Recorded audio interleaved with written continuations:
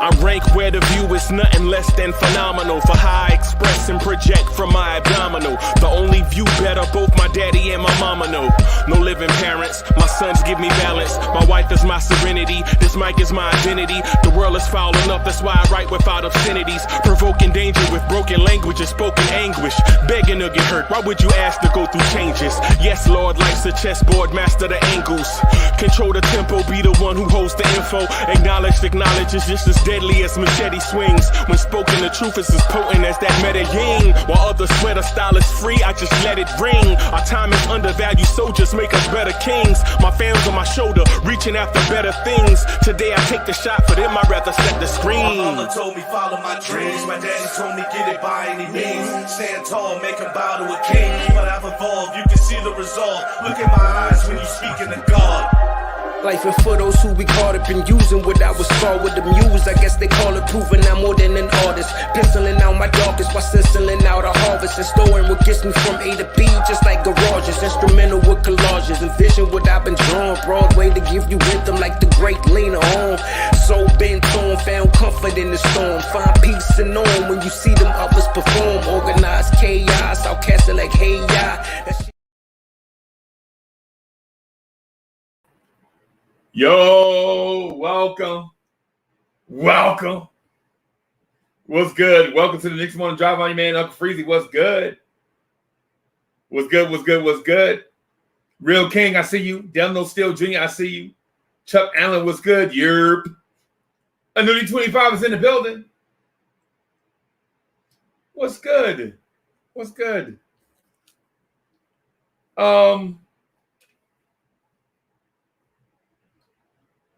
I'm feeling kind of weird. Captain the Coat, what's good? Cut Kicks and Knicks, what's good? Wayne Peterson's in the building, what's good? I see y'all. I'm feeling kind of weird this morning, man. What? No, like, Kanye Day Kid is in the building. Round up the posse.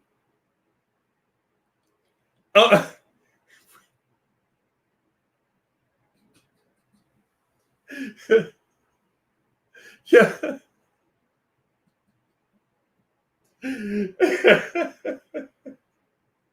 My bad. I promise you, I'm going to behave like an adult this morning, right? I promise you, I'm going to behave like an adult, right? And so, a previous joke I told just came back to my mind like as soon as I saw Kanye Day Kid. Right. I know y'all like, man, get to the Knicks. But yo, every time, like when I see screen names like Kanye Day Kid, I think of all of us like a posse, like in a saloon. Everybody got like 6 shooters.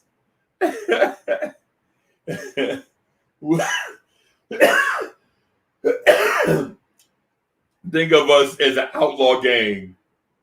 You know what I'm saying? The Blorange Tears posse, Rob Banks, and stagecoaches. Wanted dead or alive. You know what I'm saying? Mostly dead.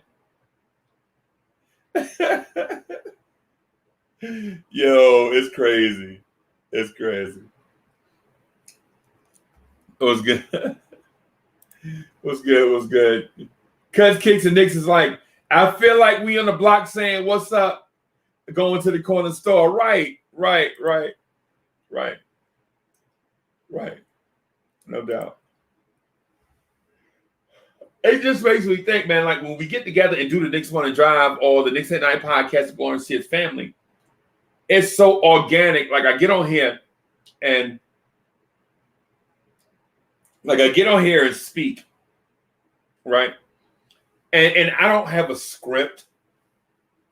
Like, honestly, I don't come on with like a script or anything. I don't come on here with like a bunch of notes and stuff all over the place, like cues to make me remember stuff. It's mostly just hanging out. We flying by the seat of our pants. Hopefully, you know what I'm saying, we have a good conversation or whatever. You know, and it is what it is. It is what it is, you know. But sometimes, like the laughs, man, hey, man, to me, listen, if y'all expect me to be here for like 3 hours or 2 hours and not laugh at certain stuff, bro, I can't help it. I can't help it. Cayenne Kid says, good morning, Uncle Free. Salute to you in the chat. It's the good, the bad, the ugly, LOL. Knicks all day, much love. For sure. For sure. For sure. And I know Wayne Peterson, I know Wayne Peterson is like, man, why don't y'all talk about some Knicks, man? Why y'all always laughing? Bro, I promise you, I'm not doing this on purpose. I don't start laughing before the show starts and laugh all the way through. I don't do that. Some stuff, though, is just funny, B. Some stuff is just funny. You know what I'm saying? Some stuff is just funny. Uncle Freezy, Kanye Kid, the Blorange posse robbed another stagecoach. Yo, it's just funny, B. It's just funny. It's just funny, man. It's just funny. Exactly. Cuts, kicks, and nicks. Exactly. Yo, life is good, so we just laugh. That's just what it is. But here's the thing. So we watched the NBA lottery, and I believe I went through like a weird separation anxiety, right? Not that I wanted to be in the lottery or that I wanted to have a pick in the lottery, right? But it was just this weird feeling like you used to be in there and now you're not there. You know what I mean? Think about what I'm saying. I didn't want my team to be bad, right? I didn't want my team to be bad, right? I want my team to win. I want to win, you know? Like every other franchise, bro, we want to win.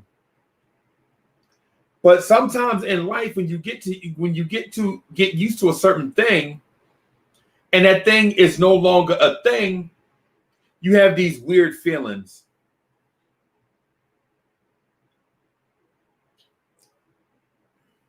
It kind of like after graduation, you come back to your high school and walk down the halls.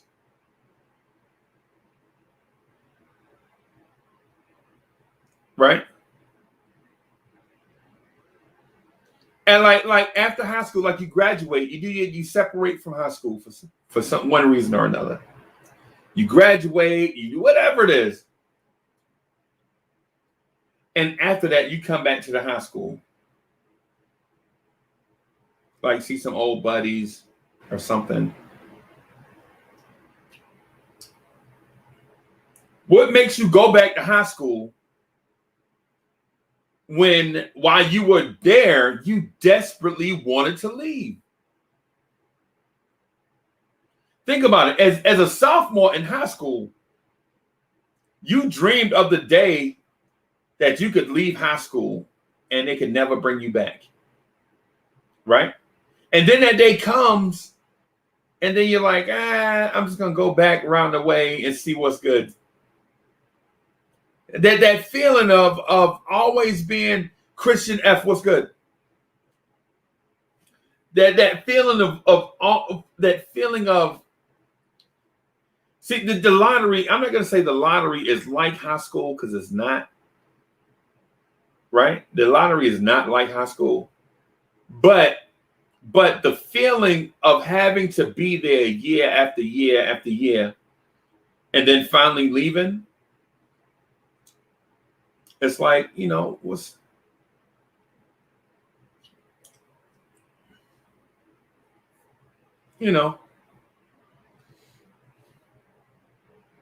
like for some, like for some, say something unfortunate happened to you and you had to go away for a stint, right? You had to bid or whatever. And so you did it and it was hard, right? It was hard, right? Whatever. Being away from your people, that's tough. But then as the day come, when you pay your debt, whatever, I don't want to get into details or whatever. But after you leave, it's like you constantly talk about it. Like, yeah, man, I remember such and such walking down such and such way, such and such tried to play me, all kind of stuff. But it's over with. And you don't have to deal with it no more. You moved on and you're better for now that you're better for it after the fact. You know what I'm saying? You're a better person because you realize, some such things and you learn some stuff about yourself. And so you better after the fact, right? And you realize, like, what's good, But it's like that separation anxiety that you go through, right? Where you realize, like, these feelings of that thing are still there, even though I basically graduated onto another thing. Like the Knicks graduated from the lottery to the playoffs, right? But we have been in the lottery for so long that you kind of get used to this whole sensation of guessing where you're going to be in that lottery. Am I going to be top, middle, or back? Am I going to slide this way or slide the other way or whatever? Y'all tell me what y'all feel about how y'all feel about that. How do y'all feel about not being in the lottery?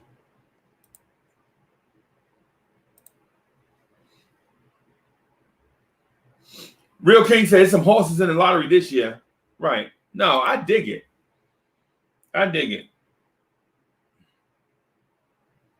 The thing I don't dig, though, is being there. But the separation, but the graduation from one version of yourself to another creates this sensation of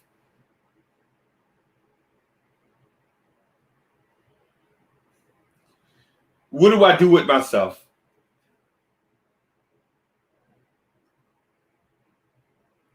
Because you never want to, just like those other things that I mentioned, whether it was bidding or high school, the lottery, you never want to go back there to do it over. You never want to go back there to do it over again. You escape that. You don't want to do that again, ever.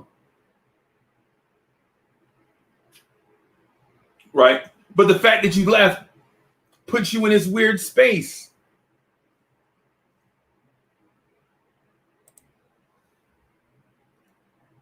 Yasin Bayan says, what's good, Uncle Freezy? I guess the same characters get the 5 picks. I guess that Knicks got to survive on their own. I don't think the NBA wants to help them. Nah, man. The lottery is fixed, man. The lottery is rigged. The lottery is rigged. That's the reason why I wanted to get out of the lottery, man. The lottery is rigged.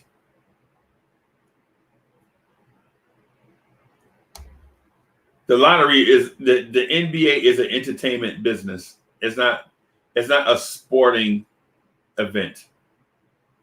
Right? It's the reason why they had I don't want to get into the conspiracy and stuff, but y'all know.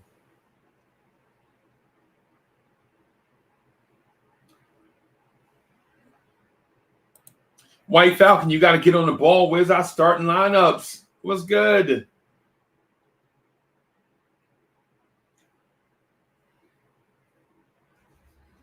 What's good? So, I got some breaking news from the Blorange Kids family. Some breaking news.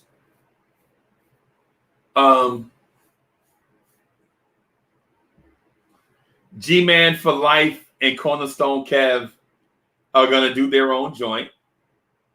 Right? I want y'all to support that. Right? We all don't have a name for their show yet. But right now, I'm calling it the Pod Couple. Dun, dun, dun, dun, dun, dun, dun, dun, dun, dun. Right now, I'm calling it the Pod Couple. I don't know if there's a name out there, if somebody else is using that name. But right now, I'm calling it the Pod Couple. I'm calling them the Pod Couple. So I'm calling them the Pod Couple. Can they coexist without driving each other crazy? So they doing their own joint. It'll be on Thursday afternoon from 6:30 to 8 o'clock. Right? Right?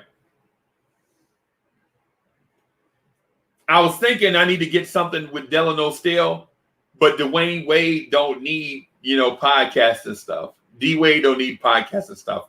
Plus, he always at work. In case I ain't know with Delano Steele Jr., with DSJ, the original DSJ, he works 20 hours a day. The other 4 hours are for transit and meals. He don't sleep.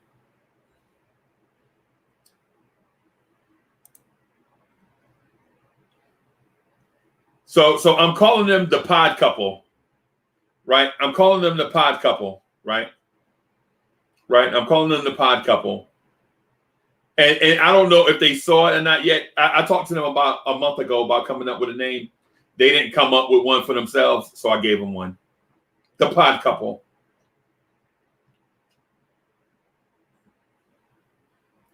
Right? Right. Chuck Allen says, I have mixed feelings about it. The years we were in the lottery and never chose right.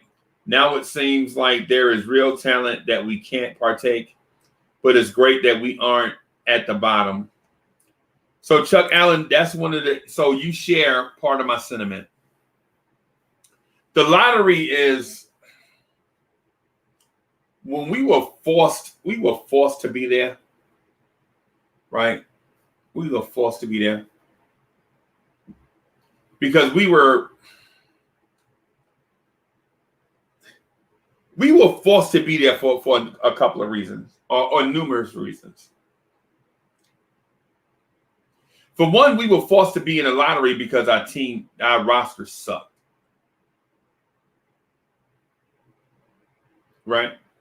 Not because our roster didn't suck because we weren't trying. Our roster sucked because I think we tried too hard.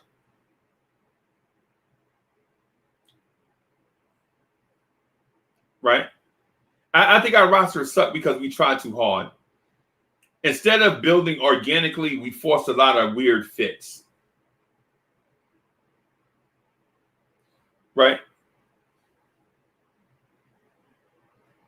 Like I told the story here one time, I think, about my 6th grade dance, about me and Latanya from Fulton Street. We were 6th grade. So I never told that story. I never told that story. Oh, okay. No, I'm not going to tell it here. I'm not going to tell it. But basically what happened is we finally got together and it was organic. It wasn't forced. Right? A lot of people was getting in our way, pulling us in a lot of different directions. But we had the little teenage love crushes on each other, and we were 12. And so y'all like, how you gonna have a teenage crush and you 12? Hey, bro, I know it's semantics, bro. The details, most of the details don't even matter. Most of the details don't even matter. The fact of the matter is I kind of had a crush on her. She kind of had a crush on me. Our sixth grade teachers knew it, right? And somehow we were always away from each other, like doing other stuff, like I could never get to and talk to her. I could never get to and holler at her. And she could never, she would always be like, anyway. And it don't matter now. And plus, my producer is probably sharpening a blade right now so that she can just chop me in my neck for telling a story that happened 40 years ago. Right? Why are you telling that 40-year-old story? You know what I'm saying? So, but anyway, the Knicks had poor roster construction, poor timing. We're too aggressive sometimes. We're not aggressive enough at other times. And so it kept us in the lottery. Right? It kept us in the lottery, and it kept us in the lottery in a sense because there were a lot of teams around us that had less resources and assets and did better jobs. And we had all of the resources and everything and did a poor job. You know what I'm saying? But you know what, though? We're here in this moment now. We're in this moment where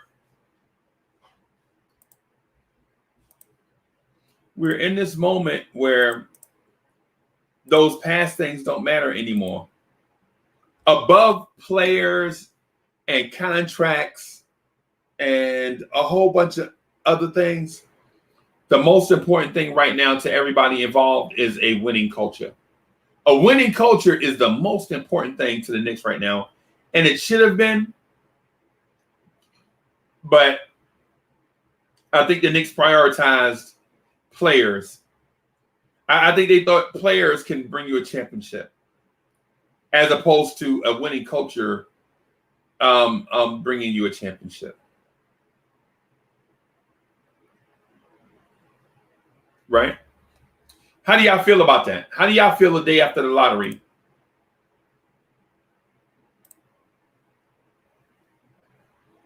How do y'all feel about that? I'm curious to know how y'all feel.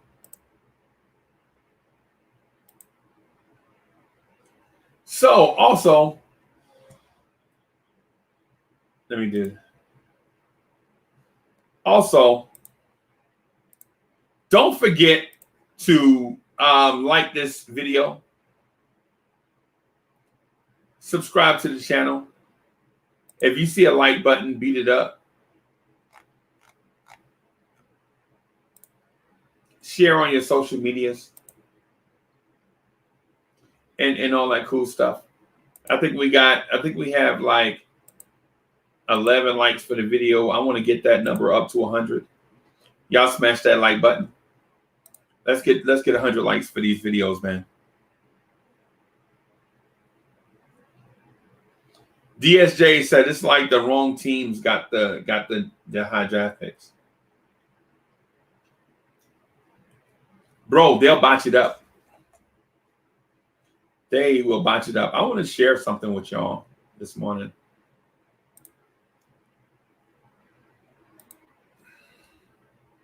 Tank I want to share something with y'all this morning.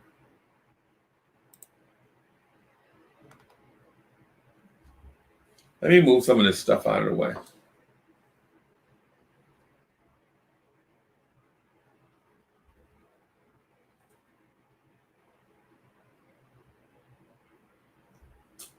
Jeez, go back.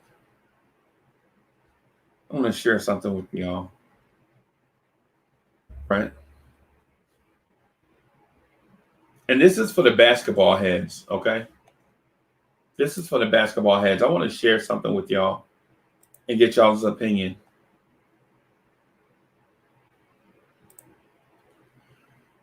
Ay.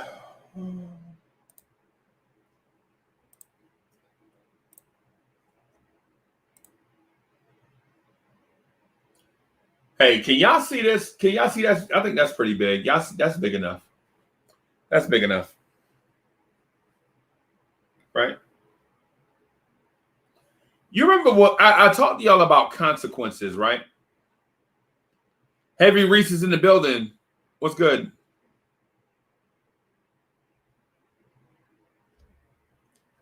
So I spoke with y'all about the domino effect, right? I spoke to y'all about the domino effect. Like, if something happens, if such and such happens, then such and such will happen. The domino effect.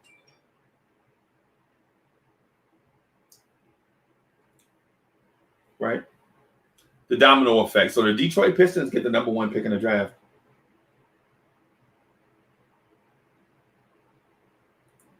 So this is irony. As soon as I suggest a thing, Bleacher Report sends me a notification that says Pistons could trade number 1 pick. GM Troy Reaver says dealing number 1 pick is an option for Detroit. Cade Cunningham likely pick if the team stays put. All right. Right. White Falcon says, if we trade for LeBron, we can get CP3 championship. Yep, you're right.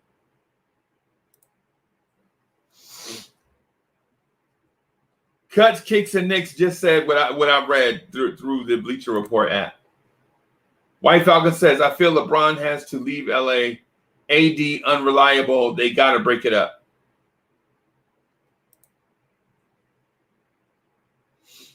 Chief said, oh, I'm sorry. I keep forgetting. I got to. Hinton Murphy says, greetings and blessings. Hey, Chief. Salute. So the Detroit Pistons getting number 1 pick does impact how the Knicks move going forward. If the Detroit Pistons do not trade this pick, clearly they have what you call a dilemma. They drafted a young point guard last year that they had high hopes for, right? And now they get to draft a generational point guard.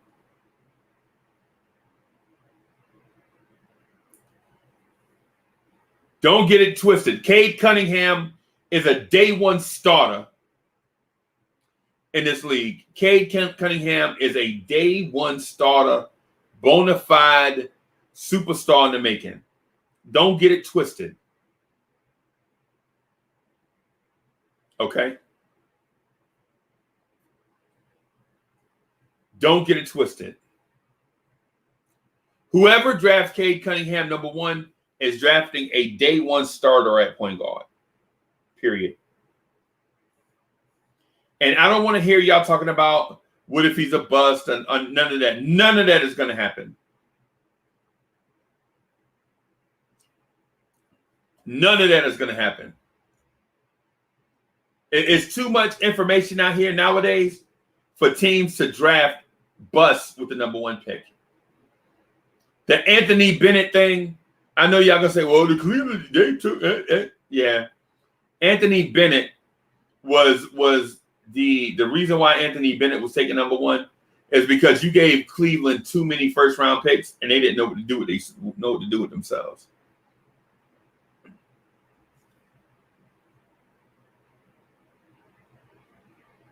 Jay Boogie said Kate is the new Grand Hand. Jay Boogie.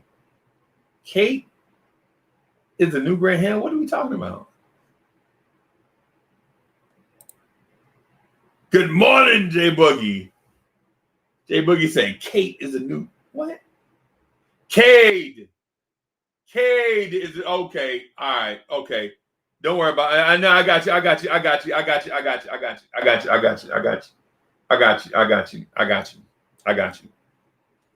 It just threw me off. It threw me off. It just.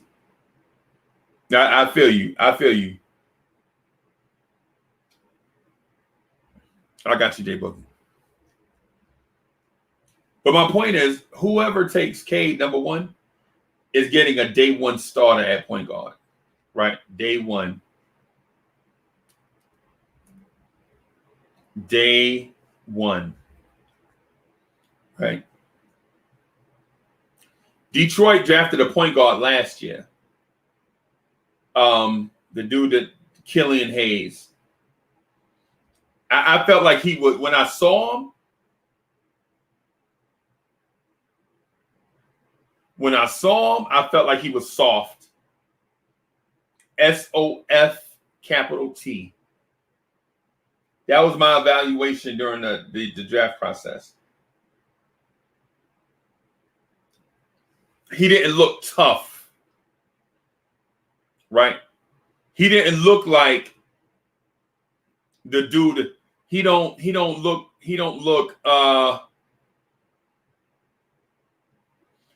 like he got that dog in him. He looked like, to me at the time, now he made something, there may be something there.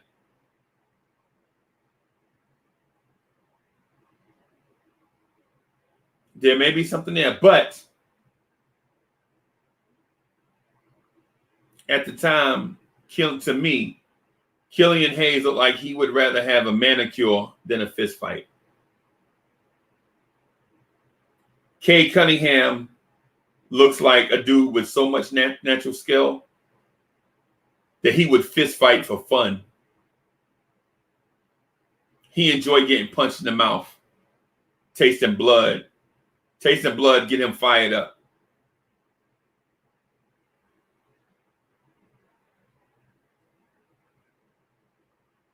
Right? I don't think Killian Hayes is the answer for anybody.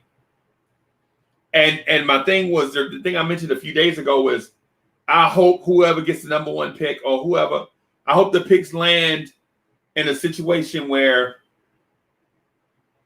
whoever lands in certain spots that are mocked, that they have duplicity in that spot and they may look to trade out.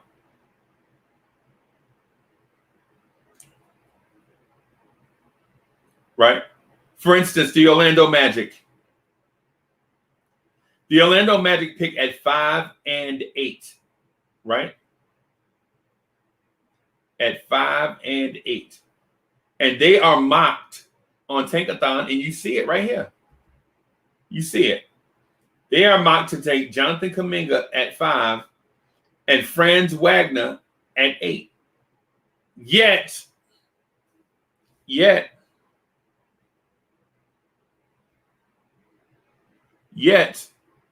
they have a dude named Jonathan Isaac. Right? They have Jonathan Isaac.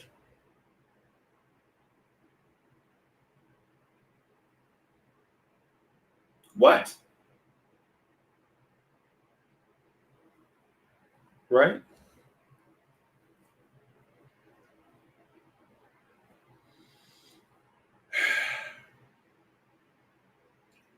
I'm frustrated that every draft, the Cleveland Cavaliers appear to move up. I'm going to ask Kenton Murphy, does that seem right to you? Do the Cleveland Cavaliers move up in every draft? Does that seem right? I'm going to ask a draft expert, Kenton Murphy. Does that seem correct to you? That Cleveland always seems to move up? I am frustrated by it. Keyshawn, what's good?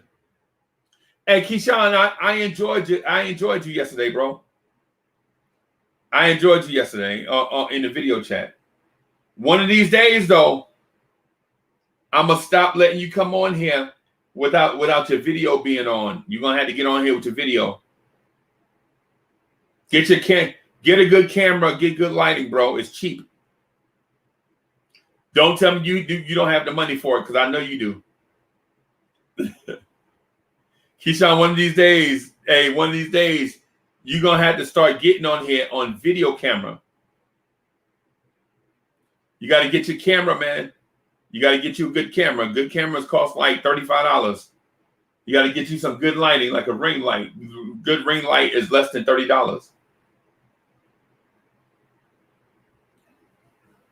You can't be walking around here in custom Jordan 4s and not have a not have a good video setup, bro.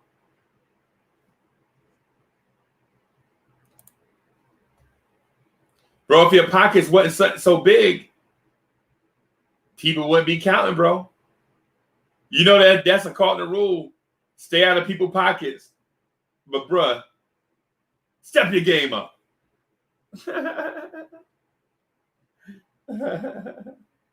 AC, I see you. Antisocial, I see you. Thank you for retweeting, bro.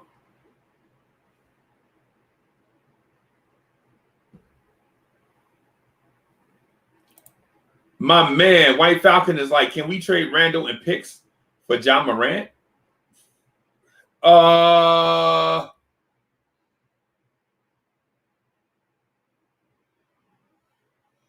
No. Memphis is not doing that.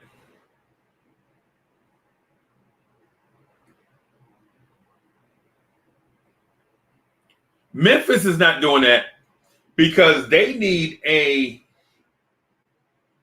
an attraction. It's the same thing with New Orleans and Zion. With Zion, they need an attraction because winning is not going to attract people to the stadium. A showstopper will. It's the reason why Zion is in New Orleans in the first place.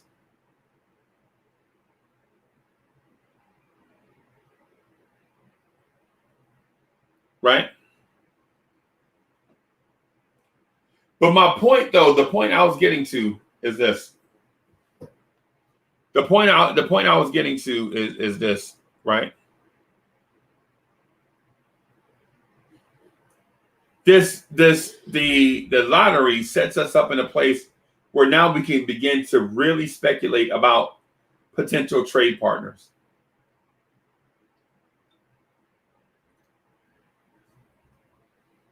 Potential trade partners for real.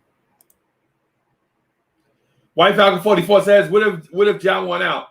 What if Zion won out? Both in bad franchises. Yes.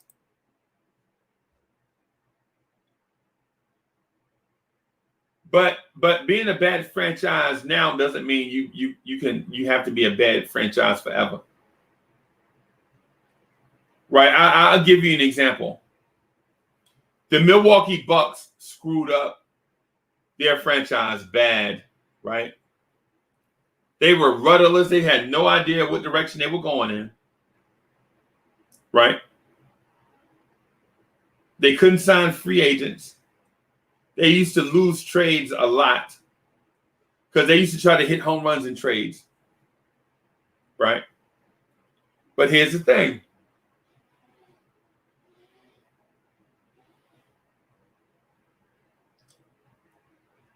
They got lucky twice. On the court and off the court.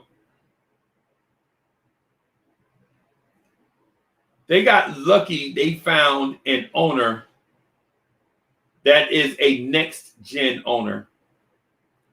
Next-gen owner, right?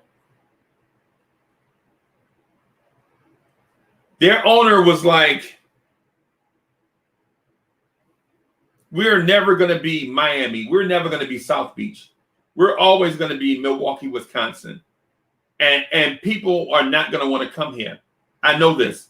So what we'll do is instead of chasing LeBron, what we'll do is set up a culture like a San Antonio, like a Golden State, like a Portland, Oregon. Not a culture for the players, but a culture for the fans.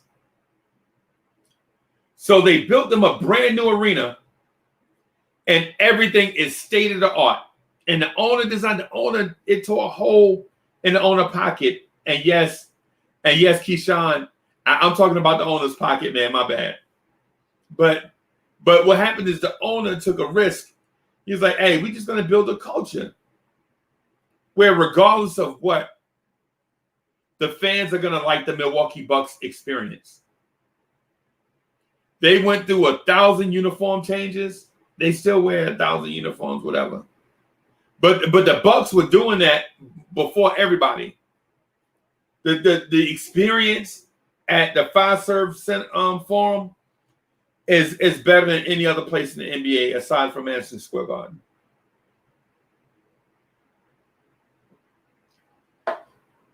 Good Wi-Fi, state-of-the-art everything in terms of technology. The Garden has state-of-the-art, a lot of stuff is state-of-the-art, right? But Fiserv Forum is state-of-the-art in terms of technology, right? If you're a geek, it's the place to be. If you're a geek, Fiserv Forum is the place to be, right? So if you're a kid, Fiserv Forum is, oh boy, right? And then they did two acquisitions. They drafted a guy that was on grainy video that was like an athletic freak from Greece. Actually Nigerian, but they lived in Greek for like 10 minutes. So they call him the Greek freak. He lived in Greece for like 10 minutes or whatever. So I don't know. Right. And then they also traded for a guy off the Detroit Pistons bench named Chris Middleton. Chris Middleton was rotting on the Detroit Pistons bench along with a dude named Spencer Dinwiddie. And y'all probably heard that name before, right? That's why I'm telling you, be careful about criticizing the draft because you could draft gems and lose patience and watch those gems blossom in other places. Spencer Dinwiddie and Chris Middleton were rotting on the Detroit Pistons bench. Guess who's got the number one pick in this year's draft? Surprise, the Detroit Pistons. Danny Lee says, hey, Uncle Freeze just came in, but I think we want Damian Mitchell. We got to get the 7th pick from Golden State and maybe the 8th from Orlando. I want this young man in our team on our team so bad. Yes. It's going to cost you, Danny Lee. And I don't know if you want to pay the price it's going to cost to move up to get that 8th pick from Orlando.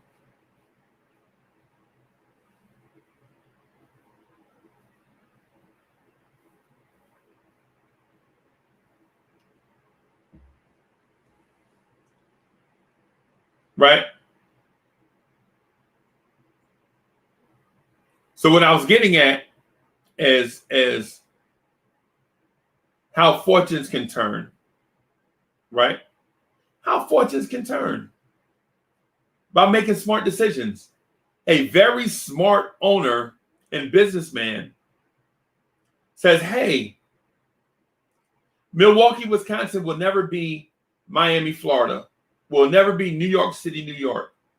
It will always be Milwaukee, Wisconsin. So what we'll do is take the things people like and put it on 100 or put it on 1,000. They drafted a dude, a Nigerian dude that lived in Greece for like a half an hour. They branded him the Greek freak, and the rest is history. And I'm just kidding. I don't know how long Giannis and them lived in Greece, but whatever. Decius Thomas is in the building. What's good, Uncle Freezy, KMD family, the chat, Knicks family. Freezy would take Killian Hayes from the Pistons since they have the number 1 pick. Oh, you just getting here. You're just now getting here. I just called Killian Hayes all types of soft.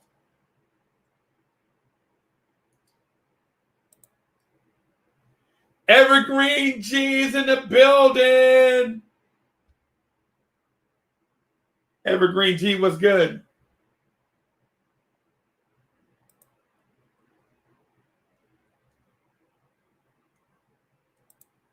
G. Robinson says, so does Davion start from the beginning? I would say no. Will he have a long NBA career? I'd say yes, of course. Of course.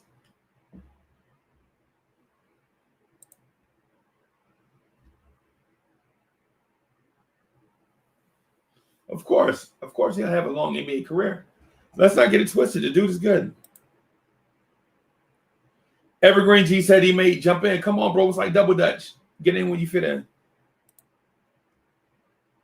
Uncle Freezy, would you trade for Ben Simmons to be our point center at center?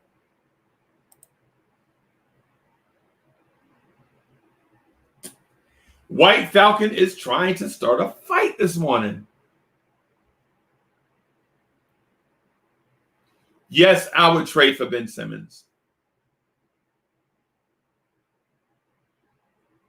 Yes, I would trade for Ben Simmons. What would it take to get Ben Simmons? I think it takes Mitch, IQ, and Obi. Would I do that? Yes. And I like Mitch, by the way. And I like Obi, by the way. And I love Quickly.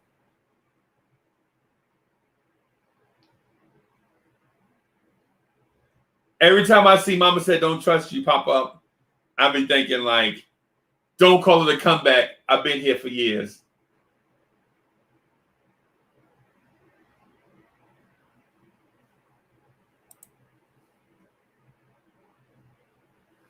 Kaiser Sose says, hell no. Hell to the no, no. Evergreen G's in the building. G is chilling. G is chilling. What more can I say? Top billing.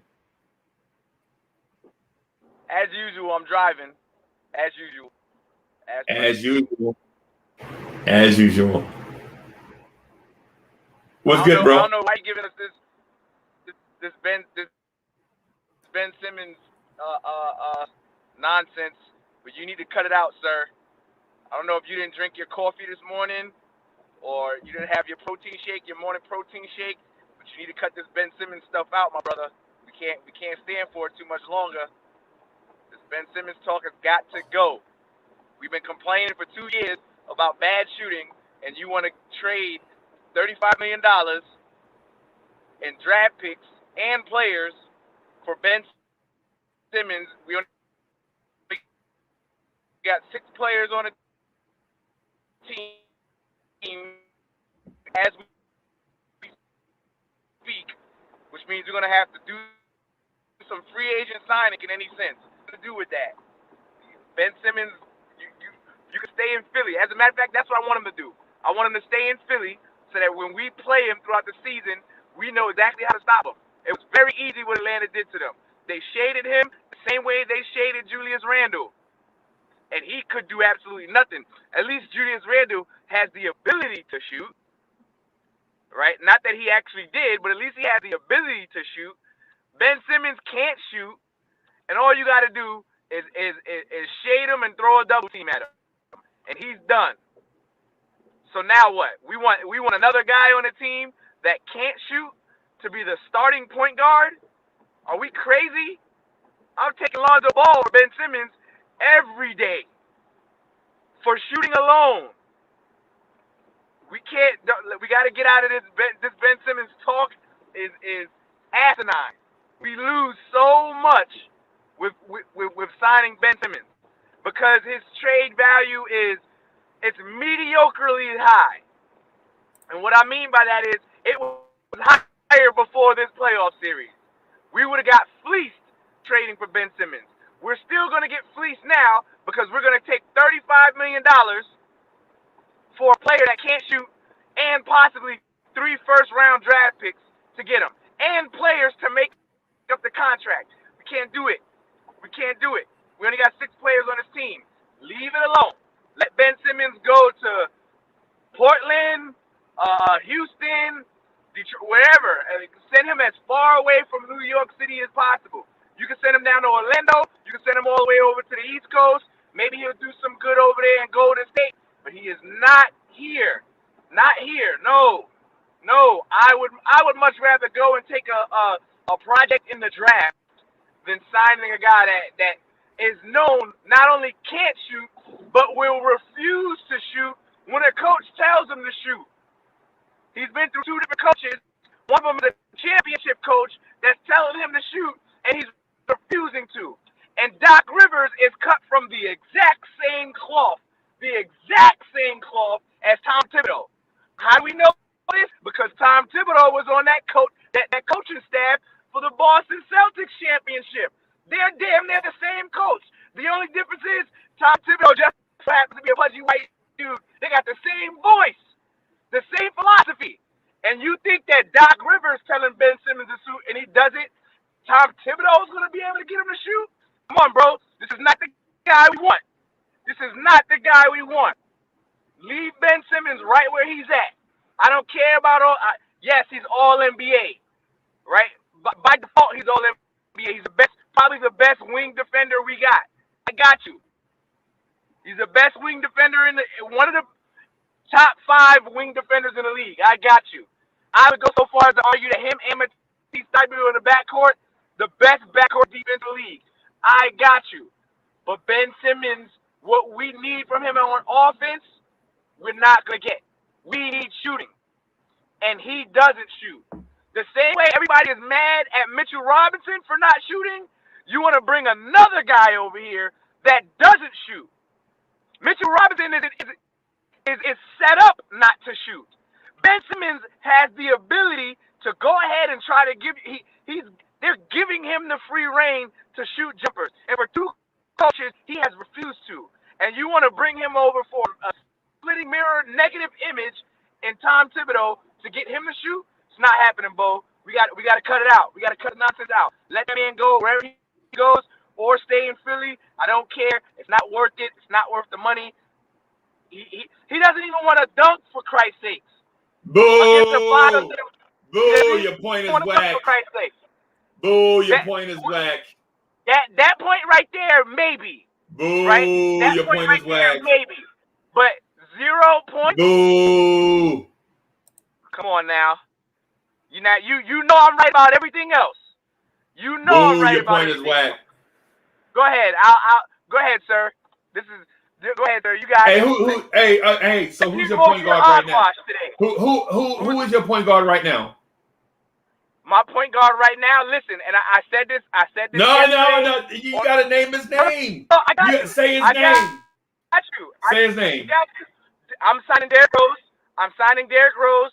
And I would much rather give Luka Vildoza a chance than to go and waste money on Ben Simmons who doesn't shoot and can't shoot. At least we are still safe with that. Ladies and gentlemen, this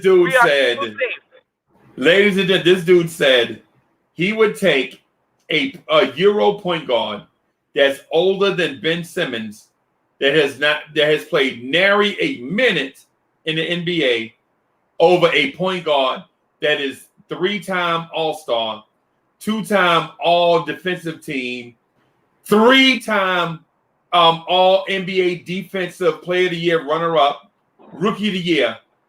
He would take a dude named Luka Vildoza, who he is not seen in a Knicks uniform or a NBA uniform, period, over an accomplished, established NBA superstar. And the guy he picked is older than the guy. Let me show you the semantics. Let me show you the semantics of what Big Freezy just did. I said Luka Vildoza, but my starting point guard is Derrick Rose. So I'm taking a 3-time All-Star, Rookie of the Year, MVP, who's up there in age, yes, but still gave us damn good production I'm taking that at $14 How many million games? How a many? year How many? over How many a games guy. did he start? How many games did he start this year? That's irrelevant. That's irrelevant. No. I'm just asking started, you the question because I just want to follow your argument. How I many want to follow games your he started? argument. Yeah. How many games? How many games he started is irrelevant. No, man, it's relevant to me. It's because I care about the production. He might have started. Let's see. He might have started 8 games, 9 games this season. Might have started 8 or 9 games this season. I don't have the numbers off the top of my head. I'm currently driving, but I give him 8 or 9. How many games did he finish? That's a more important question. That's the more important question. The games that he finished were the games that we saw the real production. So the reason I'm starting Derrick Rose is because he's the veteran. So Derrick Rose over Ben Simmons. I'm taking the veteran, knowledgeable point guard for $14 to $17 million a year over the guy. Yes, all NBA defense. Yes, 3-time NBA All-Star. Yes, got you. I understand that. But he doesn't give you nearly the amount of production that this team needs right now. So no, Derrick Rose is who I'm taking as a starting point guard, and Luka Vildoza is a guy that I'm willing to give a chance off the bench. Period. I'm not paying Ben Simmons that $35 million that's supposed to be coming up. I bet you will. I bet you will. No. I bet you will. No, Luka Vildoza is making $3.5 million. Derrick Rose made $8.5 million last season. He commands at least at a minimum of $14 million. I'm not giving Derrick Rose $35 million, and I'm for damn sure not giving that to Ben Simmons. You can walk away, Ben Simmons. You're soft. You're soft. You can walk away.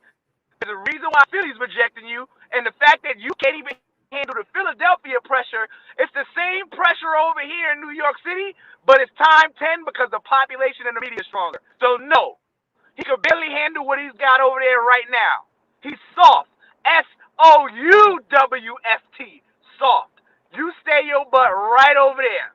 You stay right over there in Philly in hopes that Doc Rivers will give you a second chance. And by the way, they might even be getting rid of Doc Rivers. But whatever. They get rid of Ben Simmons before they get rid of Doc Rivers. Don't get rid of him over here. I don't want him. Bro. Derrick Rose started 2 games in the playoffs and got hurt. Got it. Cool. Okay. It's about, again, and that's why I said it's irrelevant. It's about the production for me. It's about the production for me. What was his production like in Game 4? We're talking about the playoff animal. This is something totally different. The playoffs are more important than the regular season. His production in the playoffs was better than Ben Simmons' production in the playoffs. And Ben Simmons was the starter for Philadelphia. Let's not get it confused, people. Let's not get it confused. Hey, CWC, please talk some sense into this dude. Please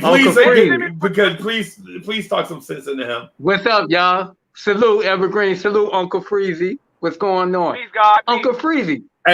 Uncle Freezy. Evergreen, I just want to say I appreciate you for your service, bro. For your service, especially and all that stuff. Thank you, brother. Thank you. Uncle Freezy being funny, man. He set you up, Evergreen. He comes the room. What? He gets people out of their tirade Uncle Freezy. No, I'm thanking you for your service because I'm a veteran, bro. I appreciate you, God. Go ahead. I got you. Bro, I'm a 54 Bravo. I mean, I appreciate your service. I know what it's like moving every 2 years. I know what it's like moving every 2 years, bro. I know what it's like. PCS. Now let's get back to this. Let's get back to this Ben Simmons nonsense. I appreciate the bro. And then you live in Ben Simmons country. You should be an appreciator, not a hater. Ben Simmons from Australia, bro. He's not an American. Cut it out. Hey, cut it out. Are you bugging, Uncle Freezy? Why you want Simmons? We already got Peyton, and Peyton Peyton going. Peyton leaving. Don't do that. So we don't need Ben Simmons, man. He worse than Peyton on free throws. Come on, don't do that, bro. He worse than Peyton on free throws.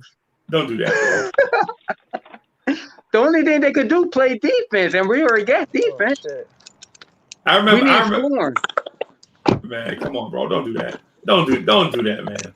I like don't Ben do that, Simmons, bro. but that Uncle Freezy, that was terrible in the playoff. Come on, bro. He was under the rim and passed the ball. Hey, that was a dunk. Evergreen, you a drill sergeant? Am I a drill sergeant? Negative. You went to the drill sergeant academy? You went to drill sergeant school?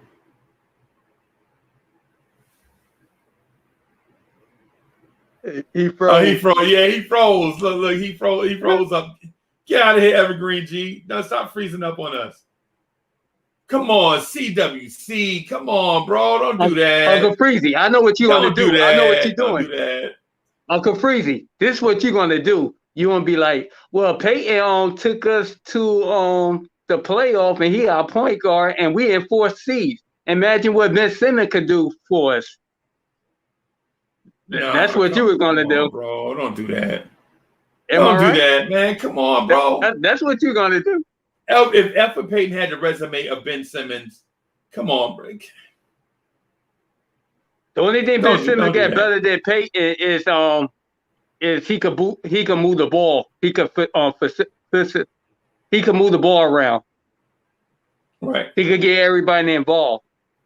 But we don't need Simmons, man. We don't need him, man. Bro. I'd rather get Ball and Graham. And answer this question: who's your point guard right now?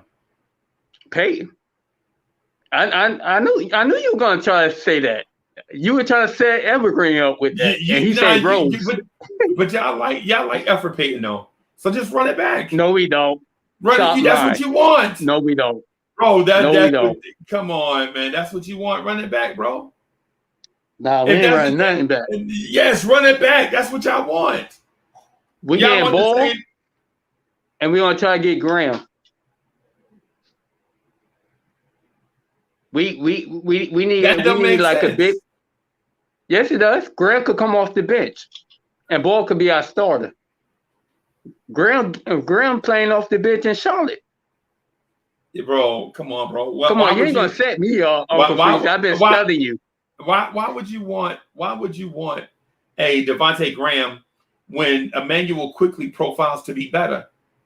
No. Yes.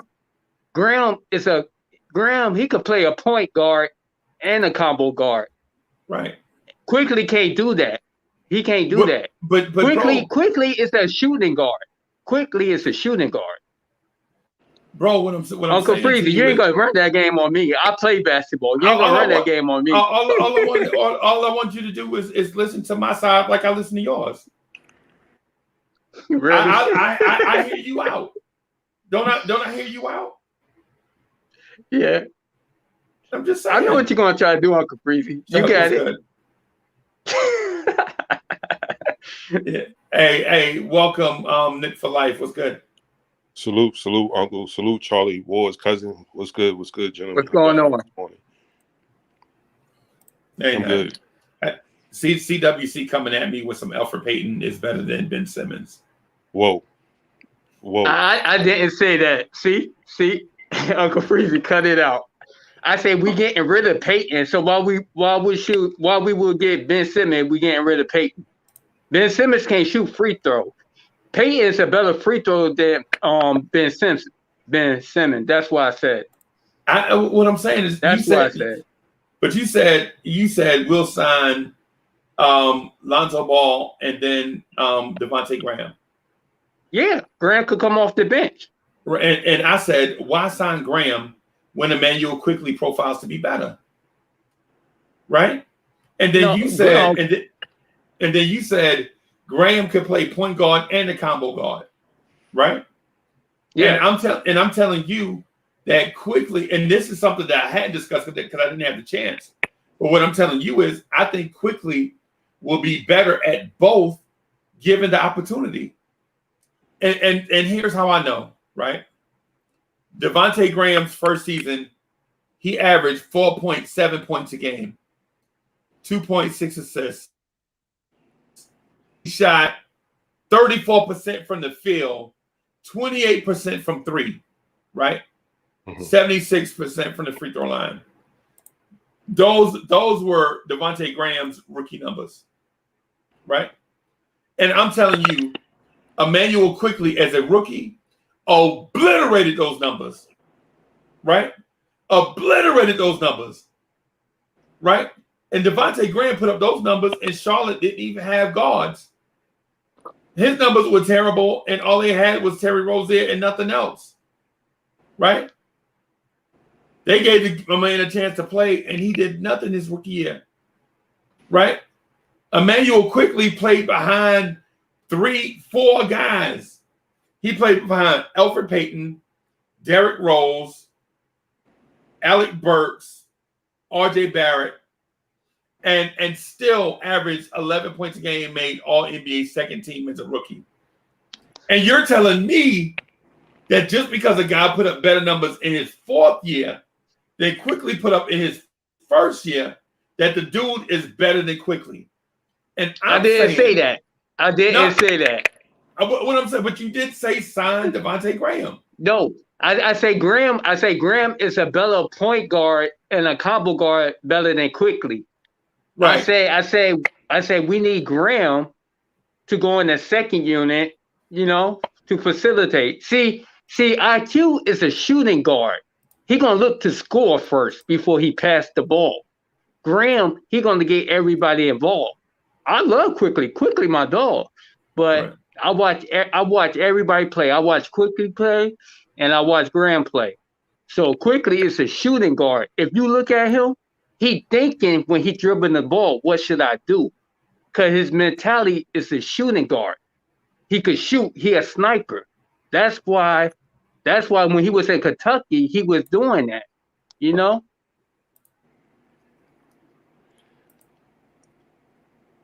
He's a shooting guard, Uncle Freezy.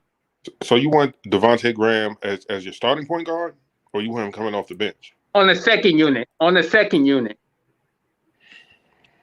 Okay, yeah, I can roll with that. Yeah. So G Molly says, and have Ball as a starter, and Ball be a starter point guard. So G Molly says Devontae Graham went crazy his rookie season. Is Uncle Freezy crazy? And watch this. I just want to show this so that everybody will understand where I'm coming from. He said, am I crazy? Right? I just want to show everybody what I'm talking about. How we take a narrative and post it as if it's facts. Right? Y'all see these numbers? Devontae Graham had 2 good games against us. Cut it out. He had 2 good games his rookie season against us. He was trash. Yeah, Uncle Freezy, he's scoring 17 points a game off the bench. He's scoring 17 points off the bench, too.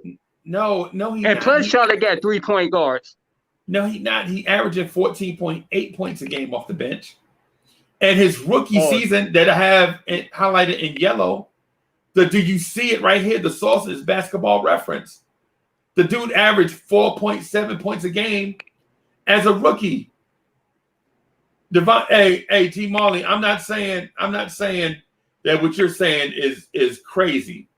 You call me crazy, but whatever. It is what it is. What I'm saying is, here are the numbers. These are the facts. 4.7 points a game as a rookie. Emmanuel Quickly, 11, almost 12 points a game as a rookie. What are we talking about? Y'all comparing a 3-year dude to a 1-year dude, right? You hadn't given Emmanuel Quickly the chance to play point guard in his second year yet. I never say he can't be a point guard. I'm just saying right now. Nah, like you said, you gotta give him years to develop. Right. You gotta get Quickly years. He not a combo or a point guard right now. Right. What I'm saying is why get a guy to go in Quickly spot and hit his development? Didn't y'all already do that to Kevin Knox? No, he's not going Quickly spot. No. What I'm saying is this. What I'm saying is this. Emmanuel Quickly had a promising rookie season. Why bring in a guy that's going to inhibit him from developing further. You know what I'm saying? He won't. Check this out, Uncle Freezy. But the Knicks did that with R.J. Barrett. R.J. Barrett had a promising rookie season, right? And then they brought in Burks, they brought in everybody under the sun, and R.J. Barrett still maneuvered his way through. Kevin Knox had a promising season, rookie season, and the Knicks signed 52 power forwards and forwards to inhibit his progress, right? So why inhibit the dude progress? Why not sign a guy at another position? Is all I'm saying. Uncle Freezy, on the second unit, Grass could be our point guard on the second unit, and Quickly could be our shooting guard. Okay. And you got Toppin. You got Toppin everything. Let everybody play in their original position. That's what's wrong with the Knicks. Everybody playing out position. Okay. Hoodie Kev is in the building. Quickly is a shooting guard, not a combo guard. He a shooting guard. I would say I understand your stance on it. I would like to see Emmanuel Quickly experiment with being a combo guard, though. Oh yeah. It's gonna take years. I put Emmanuel Quickly as a point guard before I do that for Ben Simmons. With that contract, I do that before I get Ben Simmons. Bro, why are you so sour grapes this morning? You didn't even say. Bro, because it's your fault. It's your fault. You did this to me. Why are you sour grapes, bro? You're supposed to be loved. Else but you. Oh man, come on, bro. Come on, bro. Because you're trying to get the child wilding out to sabotage us. You're purposely trying to do that. That's what you're doing. You're trying to sabotage this. Each on this team, with one of them already being self-sabotaged, right? Which is Kevin Knox. The other 5 players that we have in this team, he's trying to sabotage us by adding Ben Simmons. And whoever said bring Devontae Graham, you're also a domestic terrorist. What? Jesus. What are you trying to say, Graham? Garbage? Graham can run the point guard. What are you talking about? Graham is not a bad playmaker. I'm not knocking that right now, right? But here's the thing: when you bring in a young guard like Graham, you're expecting him to be a part of the future, right? Because CWC, if you bring in Graham, you're not bringing him in on a 1-year deal, right? You want a multi-year deal. Trying to sabotage us too. We could get him for 2 or 3 years. I would say 4. No, I would say 2 years, 2 or 3. Bro, if he blow up on that second unit, his asking price would be ridiculous for us to resign him, bro. Let's see what he's working with, Right. Before we give him 4 years. Before we give him 3 or 4 years. Give him 2 years. Okay. And who said Graham is? You think Graham can't play? Something wrong with you. Hey. So Devontae Graham is from the international hotbed of Raleigh, North Carolina. So anybody that knows basketball knows that the state of North Carolina is a basketball hotbed, right? It is what it is. The Carolinas is a basketball hotbed. We know that already, right? South Carolina more so than North Carolina, but North Carolina tries. I don't know that then. Good morning, everyone. Good morning. Chiming in from the great state of What's North up, Carolina. Kevin Knox? Where we only produce greatness. Oh, Jesus. Like myself. Good morning, Hoodie Kev. Good morning. Good morning. What's up, Kevin Knox? The greatest basketball player in the history of the game is from my hometown, Windsor, North Carolina. Who's that? Oh, my God. You have to ask who's the greatest basketball player of all time. You're on the wrong platform. Algie Crumpler. Hey, if you say Michael Jordan was born in New York. Michael Jordan was born in New York, not North Carolina. Ask Michael Jordan where he's from. He will tell you he's from Wilmington, North Carolina. Well, he lived in North Carolina, but he was born in New York. If you ask the man where he, if you ask Wait. him, Before we start arguing about something that has nothing to do with what we were talking about, we were talking about Devontae Graham and Lonzo Ball and Emmanuel Quickly and Ben Simmons. And the only reason why I even brought up Ben Simmons today is because Evergreen G wanted to argue. oh,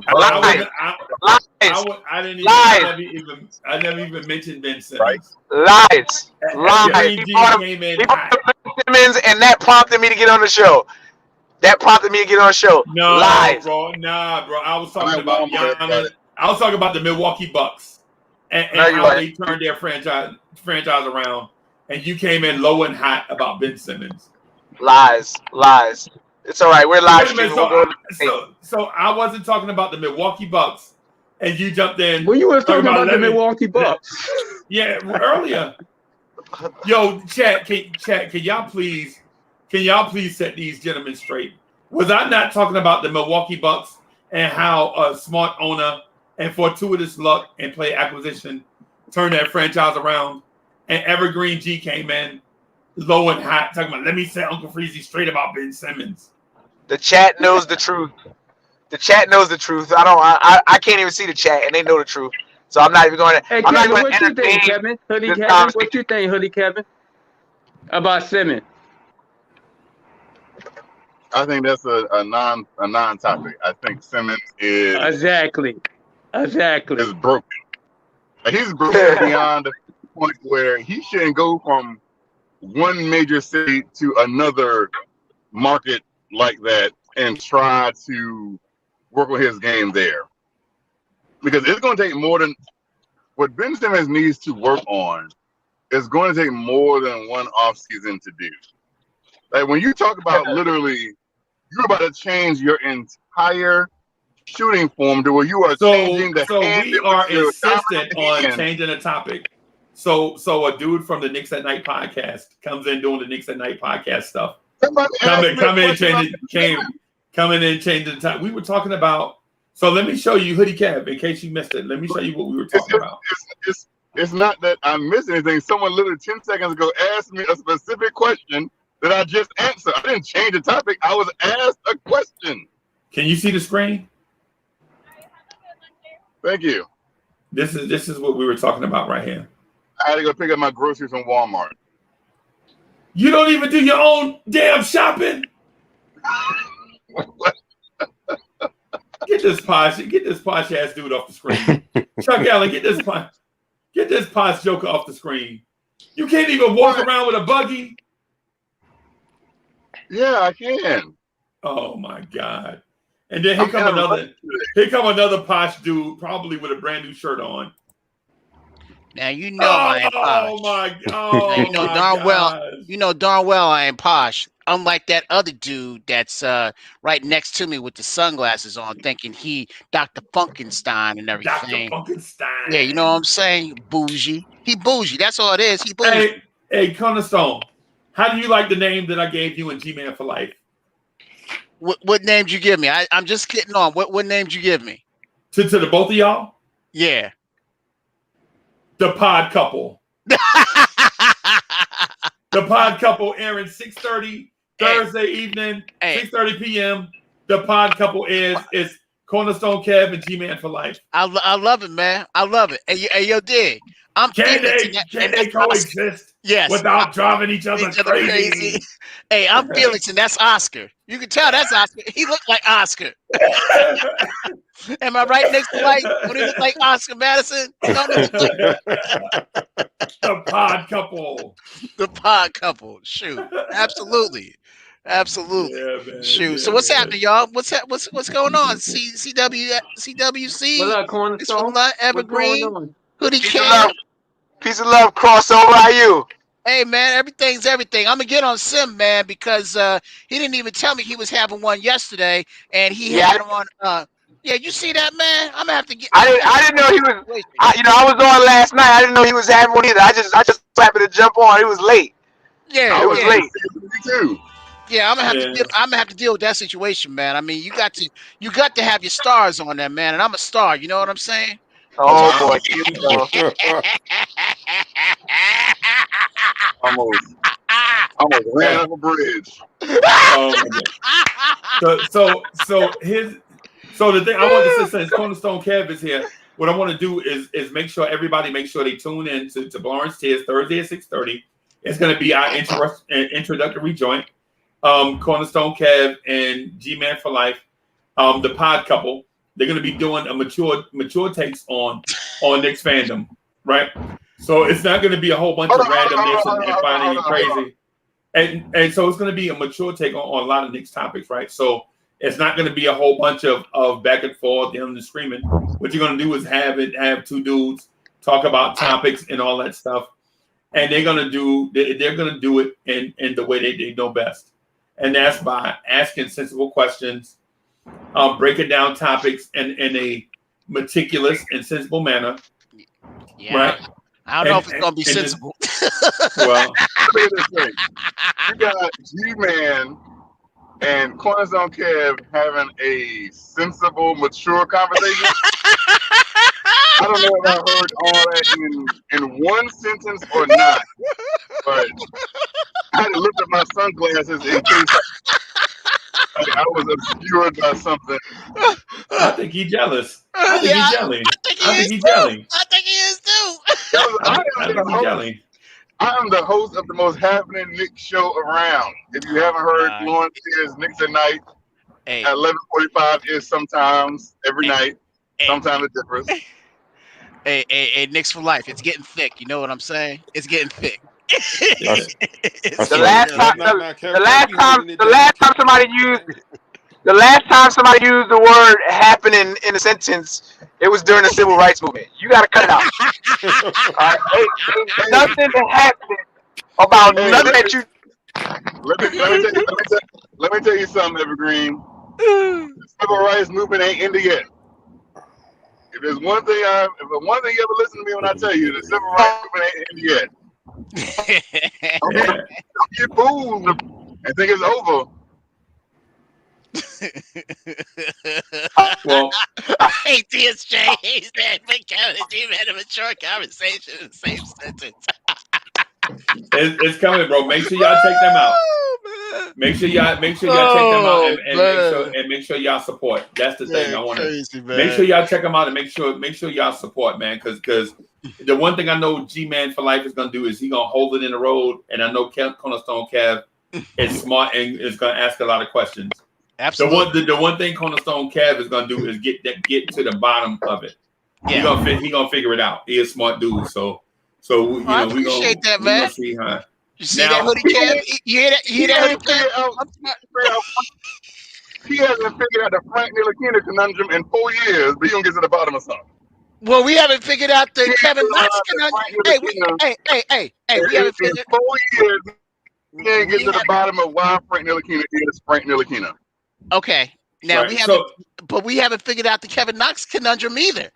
So all right. So here's the thing. That we should be thinking about going forward, right? Yes, exactly. This is the thing that we should be thinking about going forward. So the Knicks offseason, the wheels have slowly started turning for the Knicks offseason, right? And it starts with us losing in a playoff series, and then the lottery comes, and teams now draft orders are established. Now the Knicks can start heading in a direction of trades and player acquisition because they know what teams are going to be drafting where, and presumably what team needs are there for certain teams. Because these teams probably saw the team needs back during the season, but now that the offseason is here, and you add in the fact that some of the players that they had are free agents or are paid potential trade chips, now we can start doing stuff, right? Yeah. Like the Detroit Pistons have the number 1 pick. Are they going to take a point guard? You got to take Cade number 1. And so if you take Cade number 1, what do you do with the point guard that you took last year? Right? What do you do with Killian Hayes? What do you do with Killian Hayes? Right. So the Knicks are in the market for a young point guard. Do you trade for the number 1 pick, or do you trade for Killian Hayes? I think the trading for the number 1 pick thing is a stretch. But maybe the Killian Hayes thing is not a stretch. Why would anybody want Killian Hayes?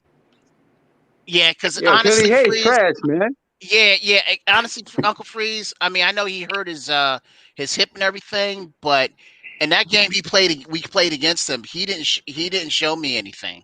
He really didn't. Yeah. Yeah, he didn't show me anything. As a matter of fact, Quickly showed me more than what he did. Even Derrick Rose, showed me more. That was let me see. We won the first game, but then they lost. Well, we lost the second, and that was all. A lot of that was due to Derrick Rose running the show with them. Right. Hold on for a second. We didn't lose to Detroit. We blew out Detroit. That was right. So for the record, I'm not a fan of a Derrick Rose reunion. Let him go. I don't think why do y'all need a 39-year-old point guard, a 50-year-old point guard that's injury prone? Well, what is this deal with a 50-year-old point guard? The Knicks feel like they have to have a 1,000-year-old point guard. Who you talking about? Who you talking about? Derrick Rose. I think no. We don't. We don't. As a matter of fact, I'm looking more at the draft. I really am, because we were talking about Knicks for life and Cuddy and a few other people. We were talking about this yesterday. I'm liking. Who do we talk about? Knicks for life. We talked about Trey Mann, Cooper. Cooper, Trey Mann. Yeah. I'm looking at those guys. Ayo Dosunmu.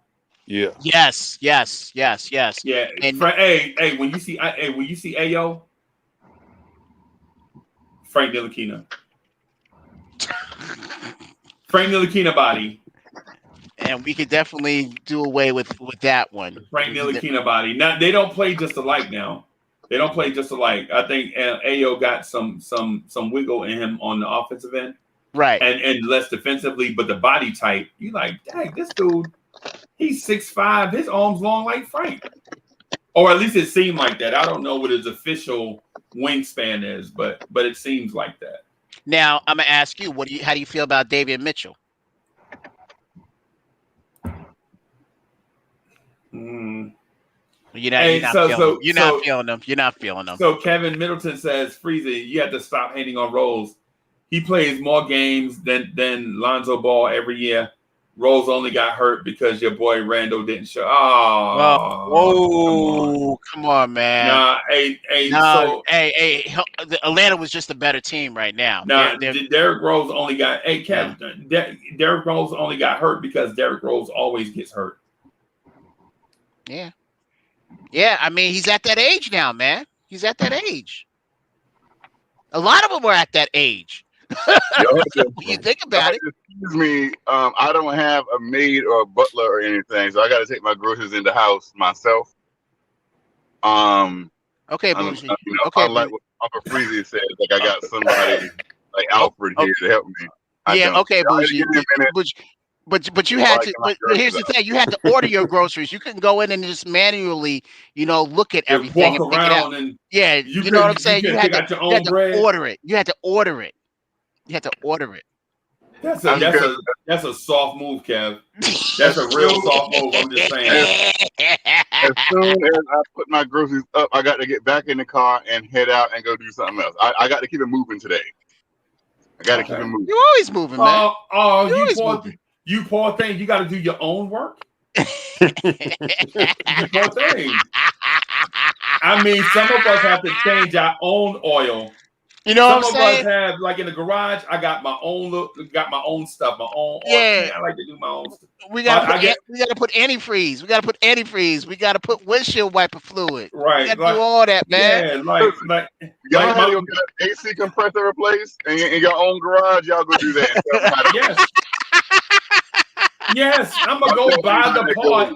I'm gonna go buy the part and wait for it to come in, usually overnight, and I'm gonna put it in myself. Only one I don't do it in is in Marcy, because Marcy is weird. I gotta take Marcy to the Marcy dealership in order to keep a record of the parts that were replaced.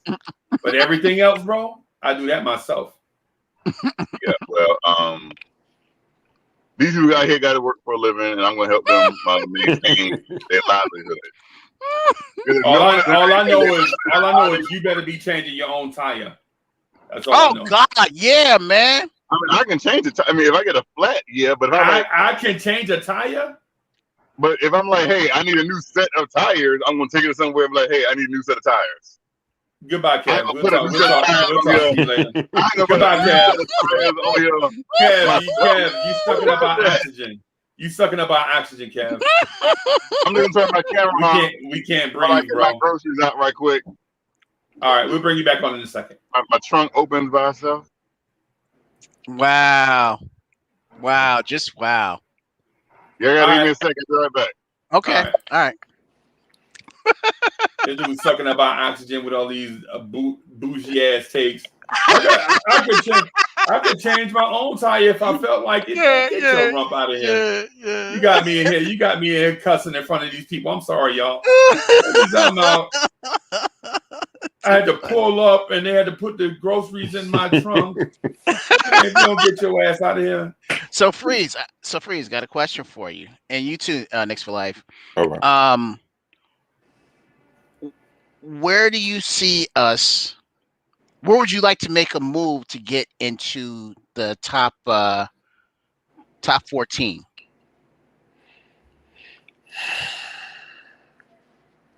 I'll go first since Chuck thinking about it. I don't want to trade up, bro. You want to stay at 19? You want to stay at 19? Bro, $5 bills is the same. $5 bills is the same thing as 100, bro. What are we doing? Oh, only Chuck Allen walk around with $100 bills, bro. I walk around with 20s. We got the same amount of money. You know what I'm saying? Why would think about this? Why would I trade up to 14 for a prospect that's just as good as what I can get at 19? Well, maybe there's a prospect that who would you want in the draft? Who's your top person that you want in the draft? Not Cade, of course. Not Cade. Yeah, I understand your question. I understand your question. It's a good question. I understand where you're coming from with the question. Yeah, it's a good question. But I have to explain it to you in full so you understand where I'm coming from. So here's the thing. I believe in Randall. I believe in Mitch. Yep. I believe in RJ. I believe in Knox. Right. I believe in those guys. I believe. Really, you believe in Knox? You believe in Knox? Yeah. I think this year for Kevin Knox was a red shirt season under Thibodeau, where Thibodeau stripped all the bad habits that he learned under those doofuses from last year. Right. Okay. And he's rebuilding Knox and Tom Thibodeau's image. Okay. It's kind of like what he did to Jimmy Butler when Jimmy Butler had all those weird, like Jimmy Butler coming out of college felt like he was a power forward, shot blocker, all this stuff. And you're like, Jimmy Butler, why are you contesting that shot? Why are you trying to block my man dunk? He's 7 foot and you 6'6", right? But right. Jimmy, you can't tell a big monster that he's not a full-grown monster. You know, so you can't tell a baby dragon he's not a dragon, right? Right. So Tibbs is like, nah, bro, you 6'7", 230, and you fast. Why don't you use those skills to defend on the perimeter? You're not a power forward. You might be a shooting guard. Okay. And Jimmy Butler was like, no, I want to contest everything. I'll play as hard as I can for every second of every game. And he's like, yeah, I understand that, but we want you to do it over here. Don't do it down there. Because you can handle the ball. You can defend on the perimeter. Why are you trying to block? The Dwight Howard dunk when Dwight Howard going to dunk on you 10 out of 10 times? Right. Why don't you guard somebody more your size, or that you have your physical advantage over, like Dwight Howard had a physical advantage over you, right? Right. So Jimmy Butler had to learn it the hard way by getting a lot of DMPs. Kevin Knox is a 6'9" dude that played with us like a guard. He didn't play like a 6'9" dude, right? Mm-hmm. So Tibbs is like, hey, bro, either you gonna play like a 6'9" dude or you gonna sit. Right. And Knox is like, well, I'm gonna get out here and I'm gonna razzle dazzle. I'm gonna show him my right hand crossover. I'm gonna do this fade away. Why you fade away from a dude that's 6'4" and you 6'9", Kevin Knox? Yeah. Be more aggressive. Be more assertive. That's why people say you got a low motor, because you play small. You play little. You got to play like a dude 6'9". right? Yeah. So this is to me, this is Tibbs' redshirt year. So getting to your question, right? Okay. Okay. Hey, Troy Flett was good. This is my answer to your question.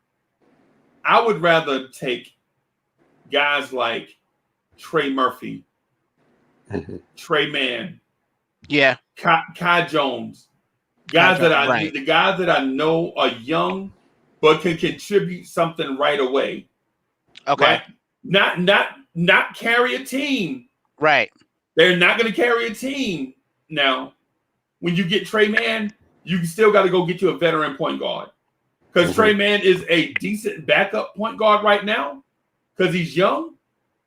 But one day he'll be the man. But right now you want a veteran point guard, right? You want a vet PG. But if you're going that route, why not get a point guard in this draft that Tibbs can mold into that starting point guard? But that's what you're doing, Cornerstone. You just missed what I said. But then you talked about using him as a backup. What are you going to do about Luka? Right, Luka is still going to play, Cav. What I'm saying is that's what I'm trying to find out. Okay. So Trey Mann is not going to be your starter right away under Tibbs, right? But in a year or so, or a year and a half or so, Trey Mann can be your point guard for the next 10 seasons, right? So your point guard search to be over. You know what I'm saying? You want to get a guy in a building that is going to be a quality point guard for years to come. But the learning curve under Tibbs is too steep. So you got to get a guy with the potential to be Tibbs' point guard. He's going to bring speed and athleticism, size, assertiveness on defense first and offense. Right? And Tibbs, he's got to earn Tibbs' trust. Right? And then you get a guy like Trey Murphy, who is 50, 40, 90 in college. Think about that, Kev. Yeah. He's 50, 40, 90 in college, and not barely 50, and not barely 40, and not barely 90.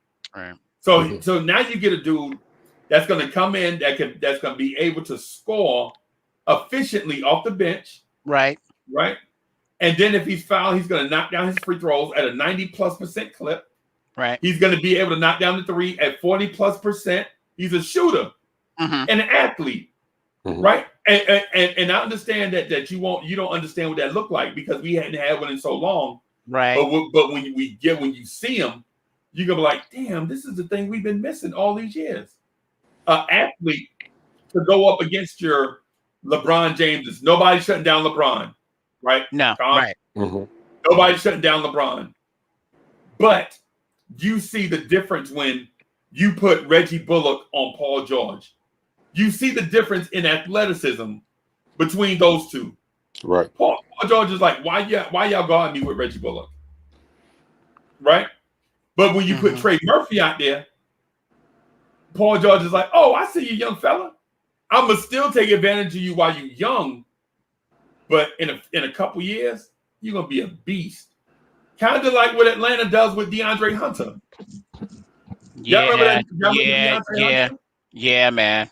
Yeah, so in my opinion, I think if he wasn't in the game, we probably would have won that series. It would have been very narrow, but let's just face it, he was the one that kind of was putting Randall in his place. A lot of these guys in our place, and now that he's out, it's like it's crazy. Right, and Kevin Middleton mentioned another name, BJ Boston. So all these names in the draft, right? So you got your Trey Manns, your BJ Bostons, your Trey Murphys, your Kai Jones. Why package all four of those players and trade them for a guy that's going to be good for 2 years, year and a half, 2 years, when in a year and a half, 2 years, all four of those guys that you drafted could be mainstays in your lineup for the next 10 years. Right. Yeah, you know what I'm saying? Why trade these 4 draft picks for Russell Westbrook? You get a year and a half of Russell Westbrook, and then the dudes that you didn't get, you in 4 years, Cornerstone Cav is gonna be like, yo, we need to sign Trey Murphy in free agency. And then I'll be like, Cornerstone Cav, I told you we should have drafted this dude.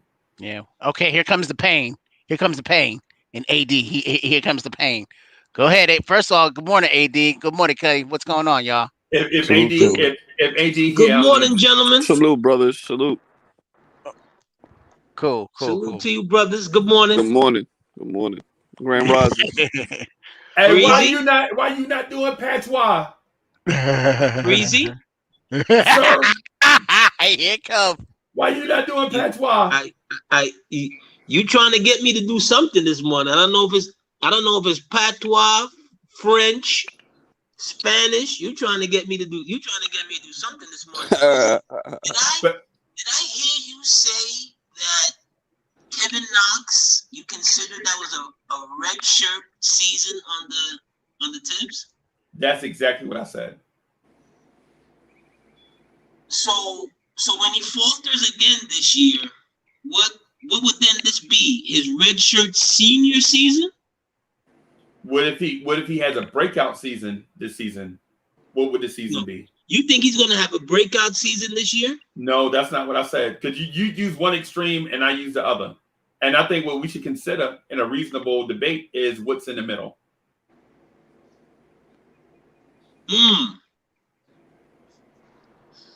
In other words, if was a fifth, we'd all be drunk.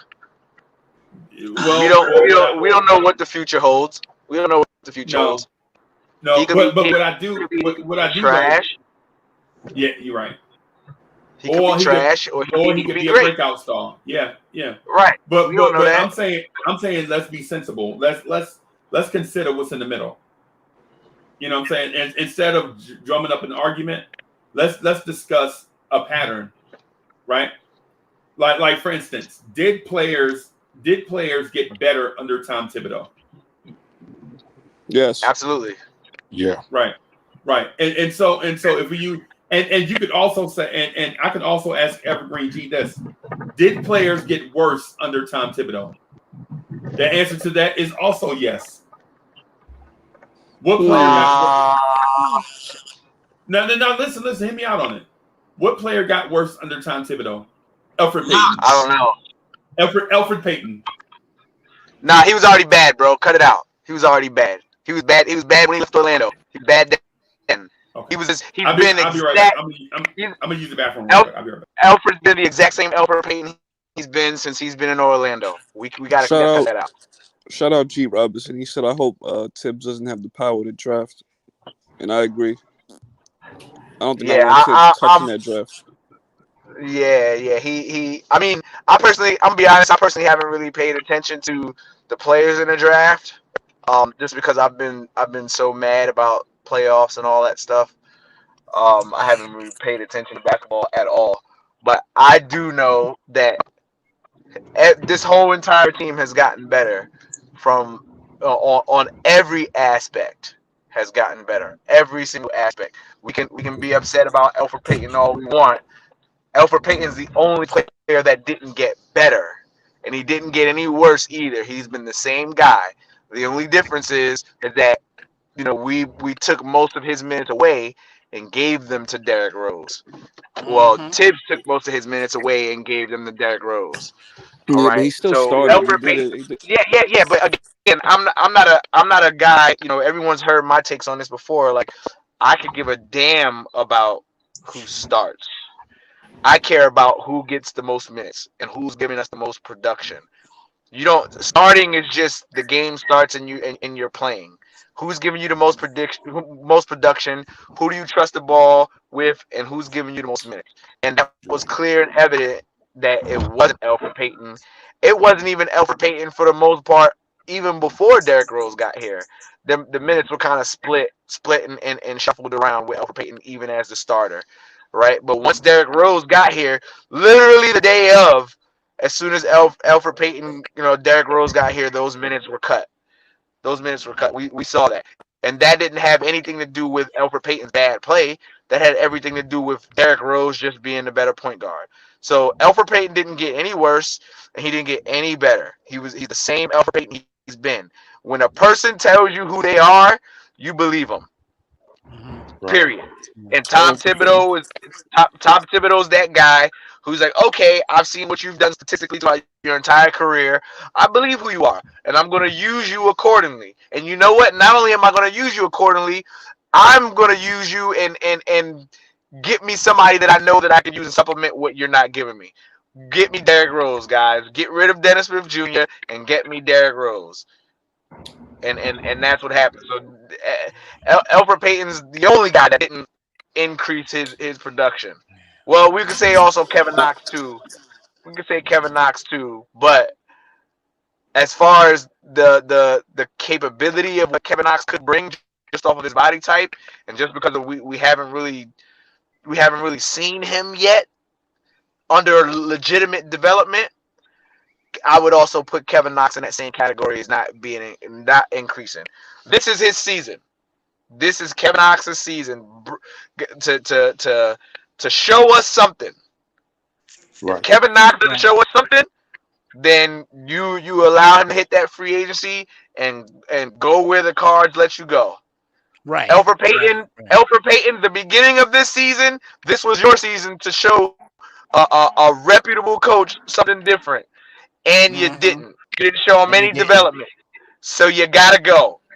Gotta go. We will replace you, and I'll replace you with a bunch of other projects before I give you another contract here. I would say the only reason Elfrid Payton was an upgrade from the previous season is the fact that we let him go out of his $8 million contract and we re-signed him for 4 years. I mean, for $4 million cheaper. That's the only reason Elfrid Payton was an upgrade, because we got him for cheaper. And he still gave us the same exact amount of production that he gave us in the 2019-2020 season. Yep. All right, so that's the only reason we upgraded. That was my initial argument from before. Did this team upgrade just from the front office standpoint? Did this team upgrade in every position? Absolutely, they did. To include the Elfrid Payton re-signing for cheaper money. That's a part of it. But at this point in time, I'm willing to give another player more money than what Elfrid Payton got and allow him to play those Elfrid Payton minutes. That guy, for me right now, I'm willing to take that chance on Julio Doza and jump in that draft and see what we can get in that draft. As long as you mention that draft, I'm okay. Boom. And I'm willing to take the draft picks that we currently have and move in those draft picks to get us a reputable point guard via trade. I'm not willing to trade the only 6 players that we have on the books right now to get a point guard. I'll package up those draft picks, those first rounders, to get me a good point guard. Yeah. I'll do that in a heartbeat. Right? I value the chemistry. I value the chemistry that this team developed. You can't replace that. That is not something that you can just you don't take that kind of chemistry lightly. I'm a fan right now of the salty run back, right? But I'm not giving I'm not giving Alec Burks. He outplayed his contract, and Nerlens Noel outplayed his contract. We can't play both of those guys $16 million a year. That's what they're kind of commanding right now, based off of their output. And I'm not willing to give them that money. Reggie Bullock, you can come back and be an off the bench threat. But we need somebody more athletic. Yeah. Derrick Rose, you're definitely coming back. Taj Gibson, you need to retire, Nick. I'm bringing you back, and we need us a scoring wing somewhere, either a scoring wing or a solid point guard. Well, there's a scoring wing in the draft. Zaire Williams. I'm not, again, I haven't paid attention to the draft. I know. I haven't paid attention to the draft. Hold on. Who did you say? Zaire Williams. You can get him for free. Williams. Yeah. And he's a good defender, good 3-and-D, good scorer. But I mean, yeah. Did you mention him before? I don't even have him on my list. Mentioned him yesterday. We didn't talk about him. But I'm gonna let my man finish. My man was, Oh yeah. We always gotta let Mr. Evergreen rock. Yeah. Let Mr. Evergreen go off. Let him go off. Yeah, I just try to bring this. We at some point in time we need to value consistency, right? And we haven't put that value in consistency at least in the last 15 years, right? Now it's hard to value that consistency this season just because of the way all the contracts were set up, and nobody was anticipating that Nerlens Noel and Alec Burke were going to do what they did. Right? So the consistency is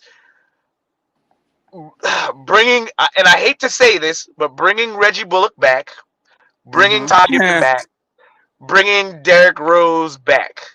Because right now, again, we only got 6 players on a team that's on contract, 7 if you count Luka Vildoza. Right. And I'm not really considering Luka Vildoza just because he didn't shoot any jump. He wasn't in the gym with us towards the end of the season. Right. Yeah, so, which stinks. Which totally stinks. Yeah.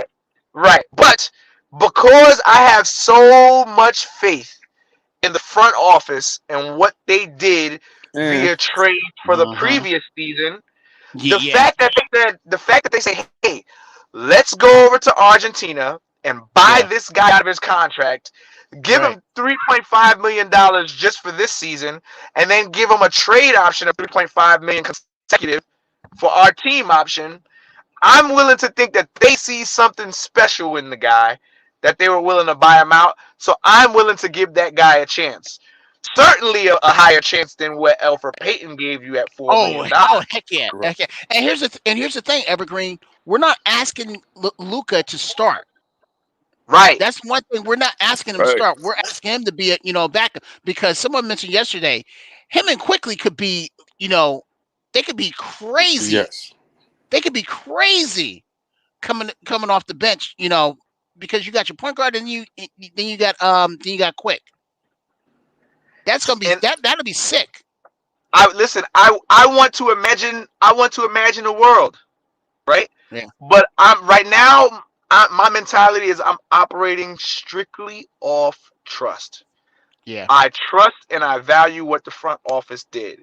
When we start saying let's jump in and try to get us a big name point guard right now, right? That big name point guard or that big name player needs to come when we're at a position where everybody is as developed as they need to get us over the hump to win a championship. Because if not, it's wasted money. Absolutely. I'm spending that money where it counts. I'm not going to buy a Ferrari. I'm not going to buy a Ferrari if I'm not ready to get on that drag racing strip.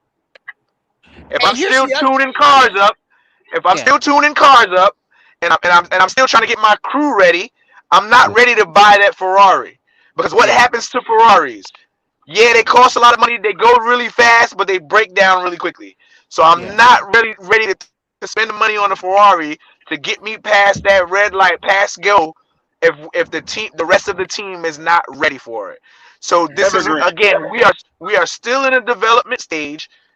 Continue to develop, continue to compete where we're at, and when we're ready to make that big splash for a disgruntled player or a player that's finally out of his contract, we can give him a bag, and that'll be or make the trade, and that'll be the trade that completely gets us over the hump. In reality, I'm sorry, but you're never gonna be ready. You're never gonna be ready, Evergreen. Let me ask you a question, Evergreen. Go ahead, brother.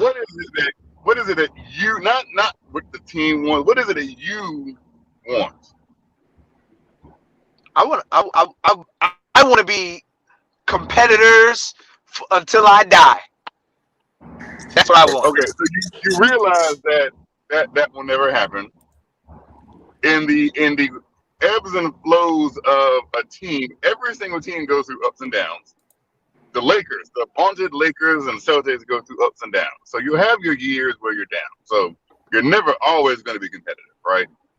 What I feel is you should take advantage of the opportunity and the moments, because those moments don't always come around. Winning in the NBA or winning in sports in general is a very difficult thing. Yes. So you need to strike when the iron is hot. Not, let's just keep waiting just in case, because the window might be open and you don't even know it because you're just waiting. Yeah. So it's not the fact that you need to rush and do things. Is if you like I brought up the other night, Leon Rose is going into his 3rd contractual season. Okay. I'm heckling AD. Go ahead, Wait. How is Leon? Where's the math logic in that? How is he going into his third contractual season? If he got signed at the end of the 2019 season, he didn't get signed at the end. He got signed in the middle. Yes. Which is but did he get signed before the trade deadline? Yes. Right before All-Star break. Yeah. Yeah. This is right going to his okay, fair enough. I'll stand completely corrected on that. Do you think him coming in right before the trade deadline was enough time to assess what he wanted for his team? No. Hey, so Evergreen G, the contract is at this point is being made because he wants must have feel a sense of urgency. But what Hoodie Cap left out is that organizations can extend contracts. This is true. Organizations can extend contracts. But my thing is this. You have to earn those extensions also. And one first round exit, and then you follow it up by, because if you don't upgrade and everyone else around you upgrades, you think you're going to be fourth again? Well, here's the thing. The thing is, Kev, the thing about that is everyone else is going to stand back too and run it back. That's what you think. No. Hear me, King. The upgrade is mandatory. The upgrade is mandatory because we only have 7 players on the team. We have to get other players. That's a given. Evergreen wants to run it back. He wants to. Yes, I want to. I did say I want to run it back. Yes, I said I want to run it back. I said I want to run it back, but the 2 players that we can clearly upgrade from. Wait a minute. Wells gotta go. When I said you said run it back, you was like, nah. Hoodie Cap show up, you like, yeah, I said run it back. Nah, I've been I don't know what you're talking about, Freezy. I don't know what you're talking about. I've been talking about running it back for the last 3 days on all the shows that I've been on. Run it back. I'm saying the only one. Yeah, so I talked about that earlier. You went to go poop or whatever you did, or drink coffee, or protein shake. It was a healthy poop too, bro. Yeah. So when I say run it back, my neck muscles. Yeah. The 3 players that I'm. That's not a good vision there, Freezy. That's not a good. The 3 players that I'm not bringing back. The 3 players that I'm not bringing back for various reasons. One, Alfred Payton because he's trash, and Alec Burke and Nerlens Noel because they outplayed their contracts, and I'm not willing to pay them the money that they would command. Right. So everybody else, I want them back. I want Derrick Rose back. I want Taj Gibson back. I'm so about Reggie Bullock. Is Reggie Bullock? Those are people I'm running back now. Reggie Bullocks. How many how many players are left? We still have three positions that need to get filled. One way or another, whether it's you jump in that draft or you trade your draft picks, or you need to upgrade at center because Mitchell Robinson clearly can't do it by himself, even though he started the first 27 games and got injured, blah, blah. You still need a guy. I'm willing to see what Pell can do and also jump in that draft or make a trade for a center. We need a center, we need a scoring wing, and we need a reputable point guard.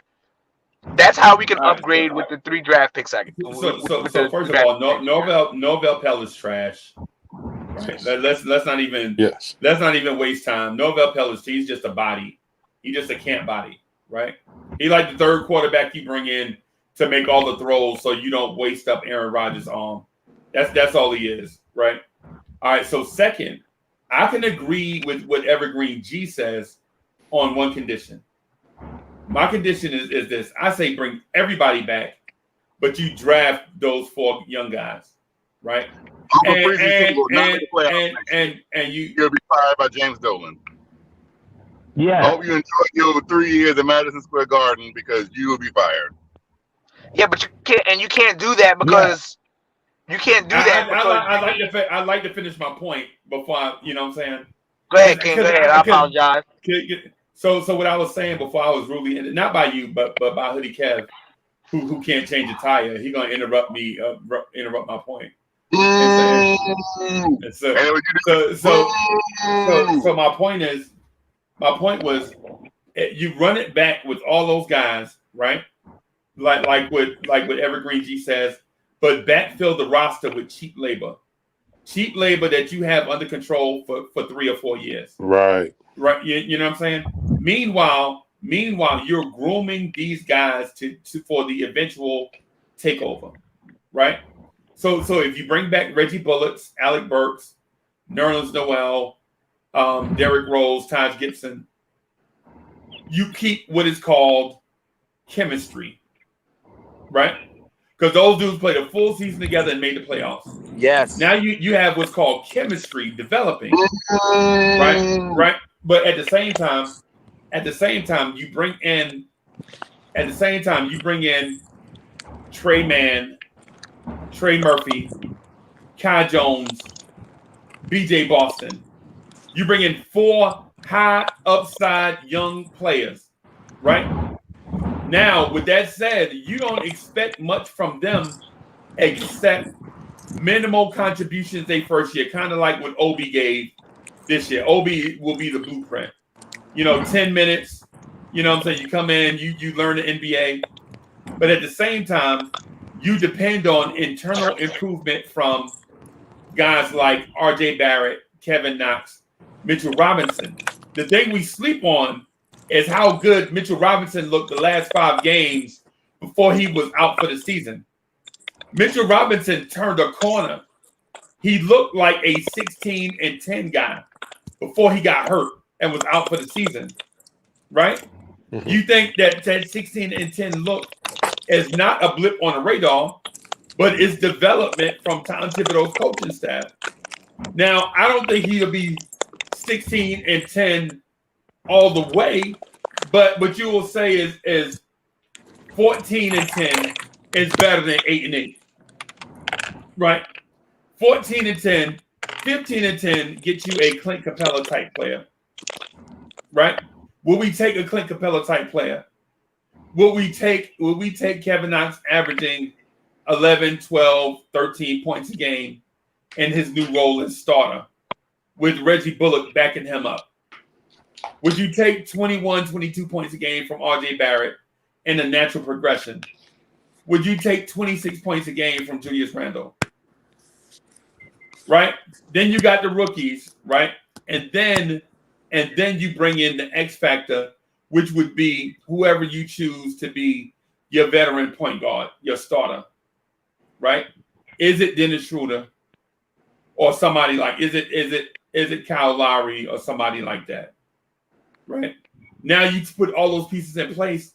You are not just the 4th seed anymore. Now you're the 3rd seed, potentially the 2 seed, right? Because we saw what the Knicks can do. The only thing, though, is all those minutes wore out RJ Barrett and Julius Randle down the stretch. It's why the Knicks look so in the last 10 games of the season and bad in the playoffs, because they played too many minutes because we were not deep enough. But now you brought in fresh legs that love to run, because fresh legs love to run. Absolutely. That's what they're born to do.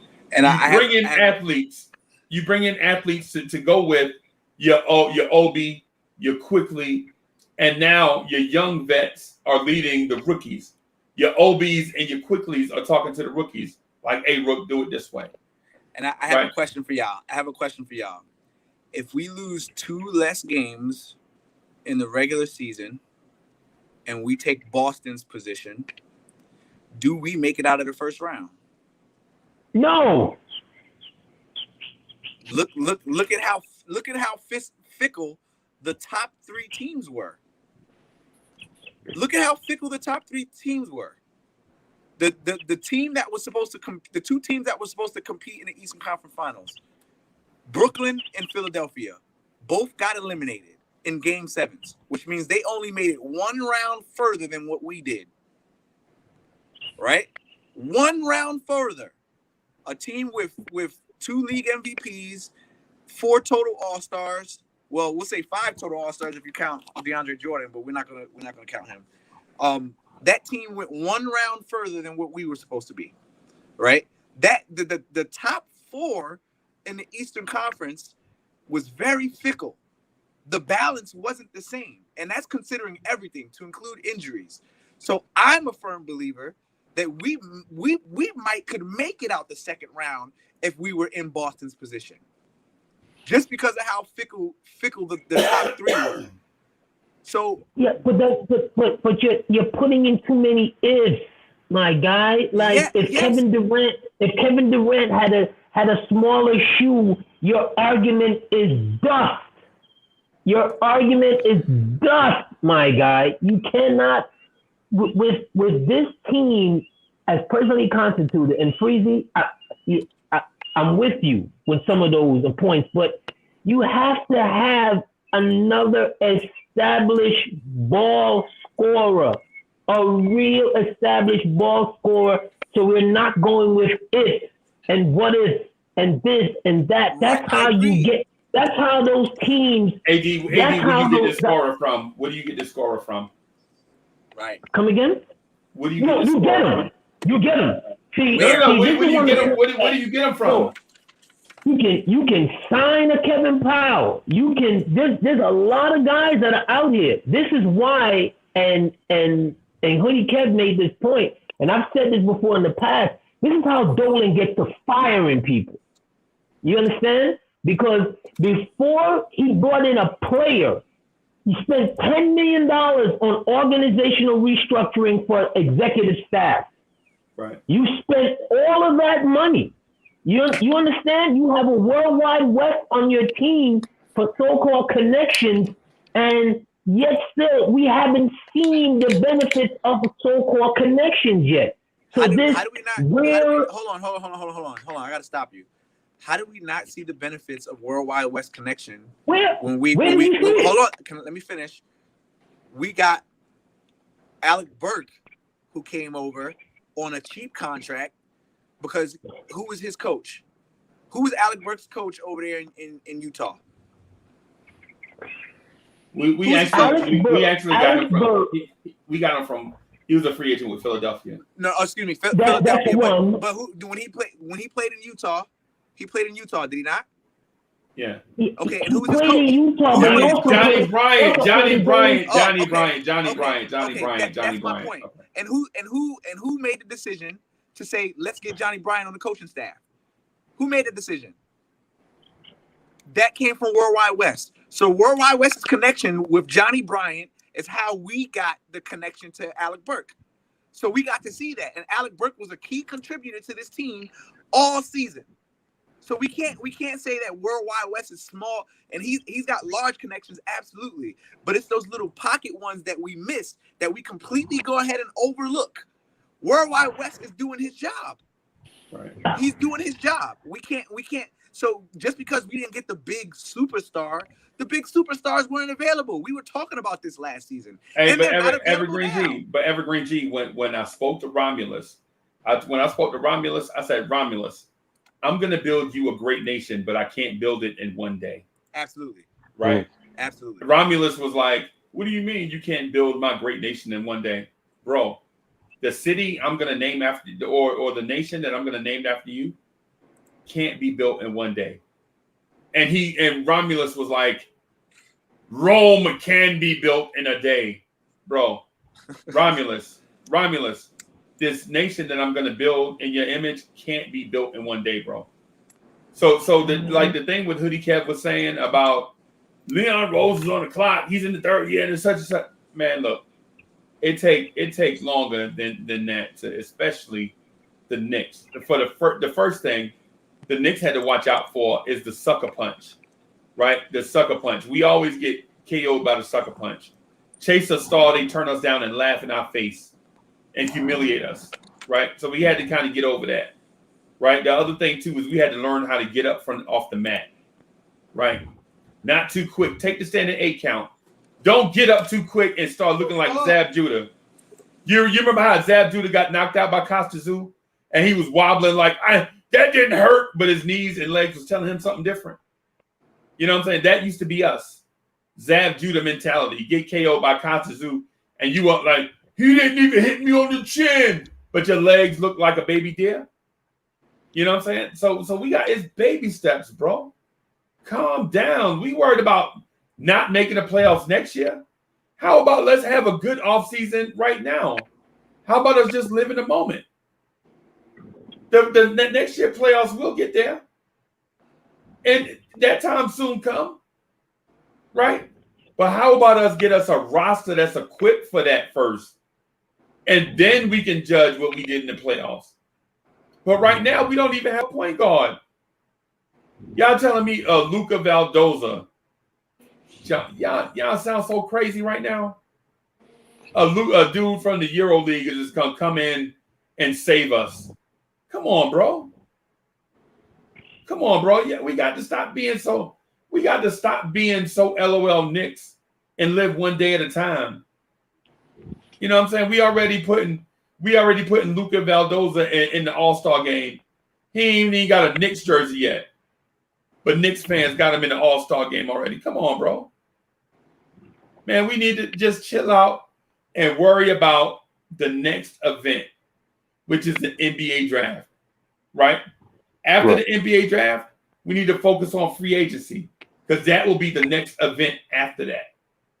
You know what I'm saying? We skipping all the way to the 2022 NBA playoffs. I don't want to be the 5th seed. Bro, how about the draft lottery was yesterday? One step at a time. Come on. Hey, my bad, AD. I just had to get that out, man, real quick. Yep, that's all right, Sam. That's all right, Freezy. But, you know, we can take our steps, no question. No question about it. You're taking your steps one step at a time, but to hear run it back and stuff like that, that's frustrating. It is. That's frustrating because you're what has happened now, because Julius Randle now is second team All NBA. So now we're going to put all our baskets and say, well, it's a natural progression and Julius is going to get to that next stop. You don't know that. Management didn't know that, because if they did, they wouldn't have drafted Obi. Right. You see what I'm saying? Just to sit back and say, well, this piece is going to connect, because there's something to be said about continuity. No question about it. But continuity with people who are equally yoked and growing in the same pattern. You've got a lot of retreads on this team. You got a lot of guys that on other teams didn't make it. You really think Nerlens Noel is going to get a big contract now after he turned down a big contract 2 years ago with Dallas? Because what? Because he showed that he's a one-sided defensive ball player. Somebody's going to roll out the bag and give Alec Burks. Alec Burks been on 7 teams. How much money would you pay Alec Burks again for this season after making $8 million to come back? What would you pay him? Well, he only made 6. That's one. Okay. Alec Burks to me is after I'm done shopping. I'm looking at him like, after I'm done shopping, and can you come back and you can get a marginal raise? Maybe I'll even give you a 2-year deal. But I'm not going out there and saying, well, Alex, you're somebody we have to have. No. Brother, you're dodging the question, my friend. How much money is Alec Burks? Maybe he can get a 2-year, $16 million contract out of me. Maybe. So out of you. Okay. I firmly disagree with that. I think he commands more money than that. I think he commands probably about $12 to $13 million a season. I think for a journeyman? I think he can command that based off his output with us and what he did with us. I think he commands $12 to $13 million a season. $12 to $13 million a season, even as a starting shooting guard or coming off the bench. For what he did in the range that he did with us with playing the point guard position, I think he commands about $12 to $13 million a season. But that's neither here nor there. We're both two totally different. You do realize he averaged more points and more everything across the board the previous year playing with 2 teams, right? And he only got $6 million for 1 year. You do realize that, right? How many games did he win for that team, though? One team was Golden State. One team was Philly. He had 2. He was on a perennial all-time team that needed bodies for injury, and another team went to the playoffs. He averaged almost 16 points in two different spots. He only got a 1 year, $6 million deal from the Knicks. How come no other playoff team saw right to give him a 1 year, $6 million deal? Come on, fam. See how he didn't answer the question, guys? Yeah. All I'm saying is this. Like, this is how I feel about it, right? The Knicks made the playoffs for the first time in a long time, right? Right? For the first time in a long time. And it's got us in a feeling like if we don't do something, we're going to go back to the lottery. And I'm here to tell Knicks fans, nah. It's not that simple. Or it's not that complicated. Mm-hmm. Right? You know what I'm saying? Just take one step at a time. We don't need to generate fear. You know, we don't need to be around fearmongers, and we don't need to self-generate fear. What we should do is chill and enjoy the moment. Right now, we are not a lottery team, and our team made the playoffs. That's what we should be focused on, right? We have two promising stars, Julius Randle and RJ Barrett. Quickly or Obi may turn the corner. We may get both to turn the corner, right? Right. I mean, we got a bunch of draft picks over the next few years. And the thing that y'all talk about the least, which I think y'all should talk about the most, is what if Walt Perrin drafts us a star like he did 4 times for the Utah Jazz? What if Walt Perrin drafts us a Darren Williams? Y'all remember that name? Yeah. What if Walt Perrin drafts us a Andre Kirilenko? Y'all remember that name? Ooh.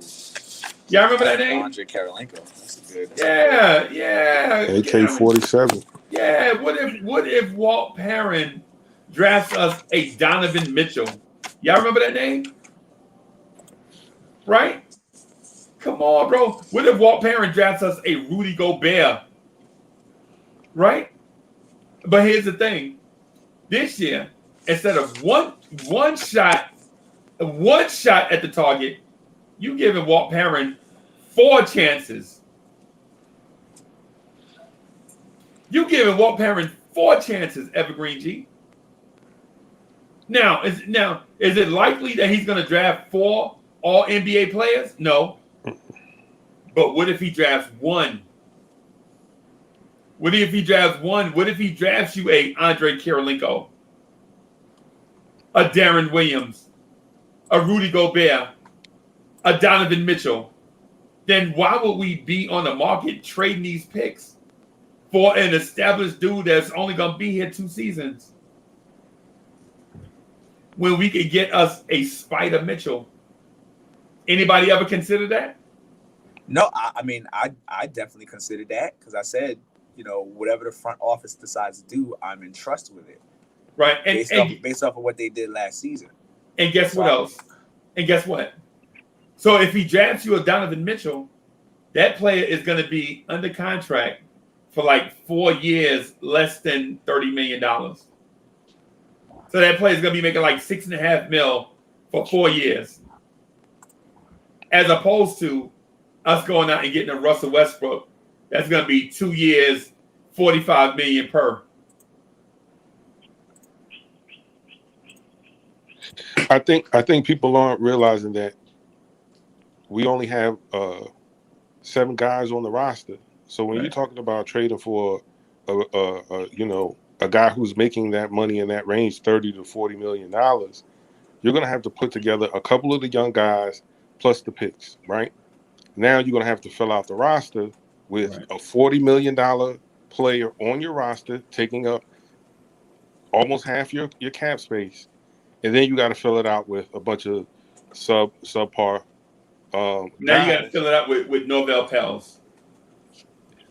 I agree with you, Freezy, that we should let Walt Perrin do his job and draft guys.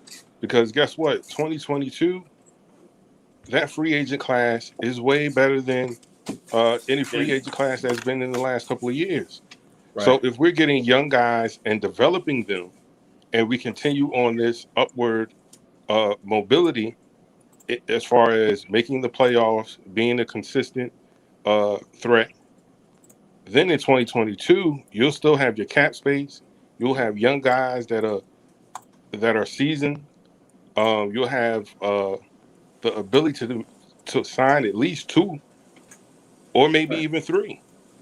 Right. But I don't think we should. I don't think we should continue to skip steps because that's hurt us before. We haven't had anybody to draft well for us in a very, very long time.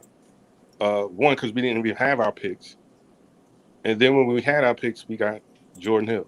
You know what I mean? Yeah. Yeah. I'm gonna tell you this, bro. I think sometimes we get so enamored with what other teams do that we feel like we got to do the opposite to be better than them. Instead of just saying, "Hey, what they did made sense. Why not? Why not try to do it ourselves?" Right? Like instead of being the Lakers, why not try to be the Golden State Warriors? The Golden State Warriors didn't sign a whole bunch of star free agents at first. They drafted their way into a situation where people wanted to be there, right? Mm-hmm. They drafted Steph, Clay, Draymond, Harrison, Barnes, right? They drafted that Monte Ellis, who they turned into Andrew Bogut, right? Right. They drafted all these guys, so they were about ready when it came time to sign Iguodala. They were definitely ready when they signed KD because they had already won a chip. You know what I'm saying? Everybody's not going to be the Lakers. The Lakers are the NBA's darling, right? The NBA is always going to hook up the Lakers. Always. They always going to hook up the Lakers, right? Ain't nothing we can do about that. And they always going to diss the Knicks. It goes back all the way to Larry O'Brien with the coin toss for Kareem Abdul-Jabbar. Larry O'Brien said years later that he couldn't have Kareem Abdul-Jabbar go to the Knicks because they had already just won 2 championships. He had to send him to the Lakers. That's the reason why he had a 2-headed coin and nobody knew it until like 20 years later, right? The Lakers are always going to be the darling. Nobody's going to be able to rebuild like the Lakers. Let them have that lane. We are the Knicks. We can't be the Lakers. But we can be Golden State, though. Because everybody gets the same amount of cap space. And if you draft smart, you can build a championship contender. Why not be the San Antonio Spurs as opposed to the Miami Heat? Why not be the Golden State Warriors as opposed to being the Lakers? We've been trying to be better than Miami for years. How's that worked out for y'all? We've been trying to be better than the Lakers for years. How's that worked out for us? Why not try the other way? Let Walt Parent draft Evergreen G 2 superstars, right? 2 of them. Maybe 2 this year. Maybe 1 this year, maybe 1 next year. Maybe 1 this year and maybe 1 the year after next, right? But we'll still have Julius. We'll still have RJ.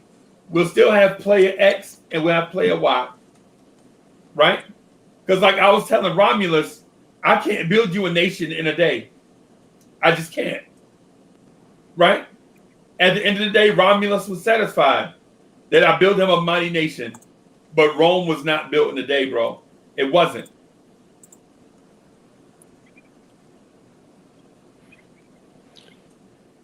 You're right. You're right.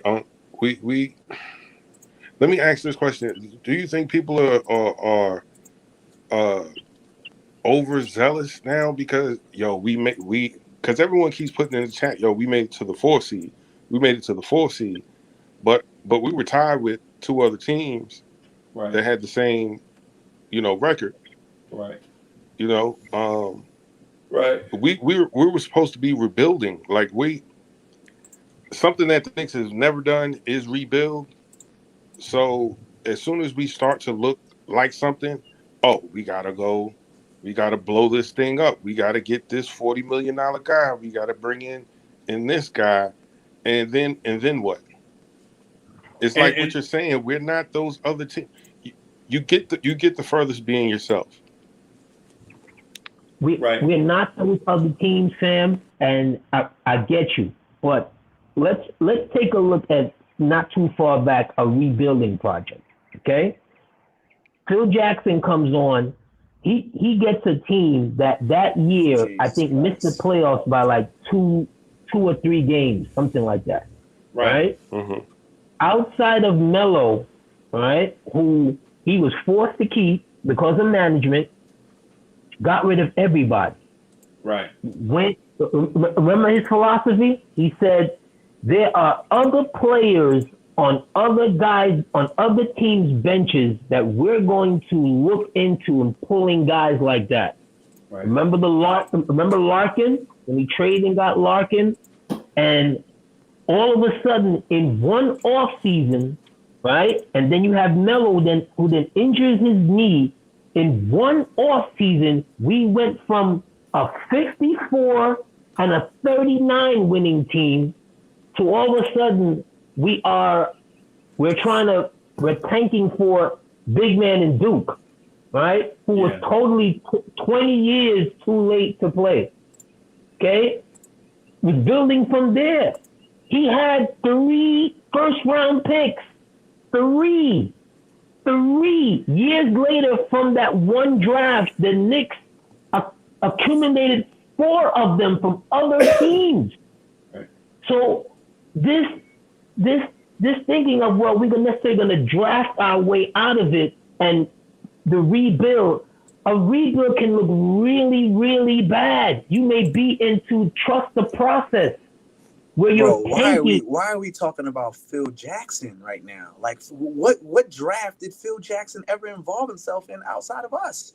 What was he ever in charge of anything? Why are we talking about Phil Jackson and not Walt Perrin right now? Oh look, he was. But I'm making a correlation, and he was the head of the snake at that time. But he depleted the team. Yes, he did. We're not talking about Phil Jackson. But we're blindly going into this thing like you can just. There's only 450 ball players every year. 450. There's thousands of guys that go into these camps, this, that, and the third, who never become stars. Mm-hmm. Who never ever become stars. So to just sit there and think, well, we're not going to look at other teams to make another move. That's crazy to me. Look what Boston has done. Look what Boston has done with their picks over these years. To finally, management had to make a move on Ainge and move him out of there. What has he done? Do you trust Walt Perrin over Phil Jackson? Do you trust Walt Perrin over Phil Jackson? Yes or no? Yes. Okay, why are we talking about Phil Jackson then? Incomplete. That is a horrible analysis. It's not incomplete because Walt Perrin has a history of drafting well. For Walt Perrin has drafting well, not for the Knicks. And so okay, so for instance, Walt Perrin drafted Alec Burks.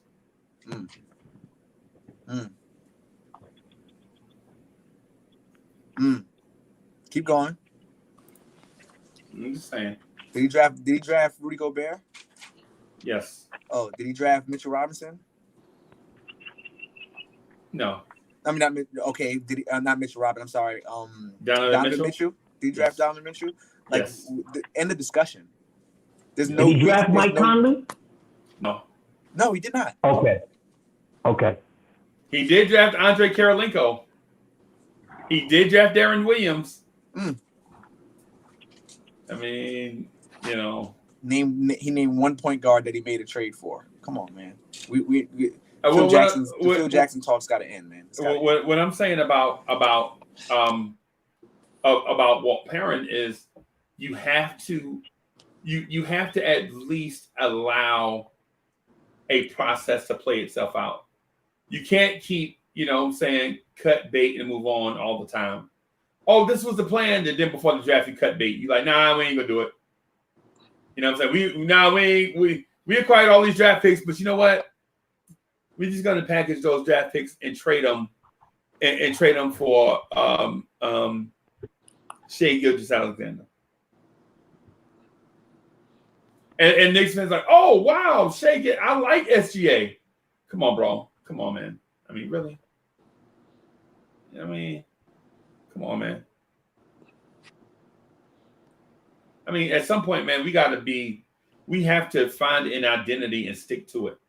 We can't be like the 11-year-old girl. Like I be talking about the hoodie cap argument. Where hoodie cap argument is always the 11-year-old girl that tries to pose for being 14 years old. Look at all this lipstick I put on, y'all. I'm 14. Baby, you still a baby. You still, just because you put on all your grandma lipstick to fool everybody that you're 14, you still young. You know what I'm saying? So, yeah, I say just chill out, man. Don't rush it. Like that song used to say, Mama used to say, take your time, young man. Don't you rush to get old. My mama used to say, who sung that song? Junior. Okay, all right. I'm gonna let you roll with it. I'm gonna let you roll because you know who sung it. All right, go ahead. Yes. I was at a party the first time I heard it. My mama used to say, take your time, young man. I was like, oh, look at this right here.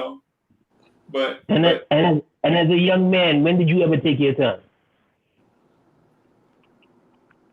Thank you. I'm a wise older man, though. I'm a wise older man. That was the question. As a younger man, when did you take your time? Hey, man. Okay. I'm just saying, if I had took that advice, I'd be a whole lot richer. I'd be a whole lot richer and have less scars. But I didn't take that advice. So here I am. Okay. So my point is, and I got to wrap up right here, man, so I can do some other stuff. I got to do some show prep for some shows. I'm trying to get Knicks Versus back online, trying to get Knicks Freestyle back up and running, and we're going to work on the pod couple. The pod couple is going to be dope. But what I wanted to say before we get out of here is this. Nobody is wrong in this conversation. And what we're doing is banting about all the particulars and potential moves. So nobody can be wrong. Like, say, for instance, if we do what AD said and say we acquire Damian Lillard and maybe another player and we win a championship, you know what we say to AD? AD, you were absolutely right. Right? But if they take my route and just draft some guys and they form a dynasty and win 5 out of the next 11 championships, AD got to be like, yo, Uncle Freezy, you was right. Sometimes, taking your time, young man, don't you rush to get old is the way to go. Because in the grand scheme of things, we want to be competitive for a long time because the amount of time that we have been losers was a long time. Right? Let me ask you something. Okay. Let me ask you something. Okay. Well, let me say something, then ask you something. As far back as I can remember, the Utah Jazz has always been competitive. And I mean always in the playoffs. I think at one point they had a stretch of 24 out of 27 years in the playoffs. Right. Right? And we talking about going back to, what's my coach, Layden with the fish ties and all of that. Jerry Sloan. No, previous to Jerry Sloan. Frank Layden. Right? Yeah. We're talking about far back as, Big Frank with the glasses and all of that. Right. Only real basketball heads can remember that as far back as they can remember, Utah has always been in the playoffs. Always been in the playoffs, right? Right. Outside of Karl Malone, John Stockton years, when they were at the pinnacle, right? You can't remember any of the time of them being in the playoffs because why? They was always just okay with being in the playoffs. Right. Back when, like, I'll give you another. Utah used to have this power forward. He was undersized, named Adrian Dantley. Right. He was a bucket. Right, Adrian Dantley. Right, man. If you gave it to him on a certain spot on the floor, you couldn't stop it. It don't matter if you put a big man on him A little man, it didn't matter. And when you went to the free throw line, the way he massaged that basketball, bro, I swear they should have played porn music when he was massaging that because it was crazy. That's the reason why they have a time limit at the free throw line, because Adrian Danley would be at the free throw line 30 seconds massaging the ball. It made you blush. You're like, hurry up and shoot the free throw, bro. What's wrong with you? You know what I'm saying? But to AD's point, they went from one thing all the way to another. Right? But you know what? I'm going to get out of here on that. I'll holler at y'all fellas later. Hey, CWC, I see your question, man. Hey, let's chop it up tomorrow. We'll chop it up tomorrow. Chuck, Evergreen. All right. We out of here. Appreciate y'all, man. I'll holler at y'all later.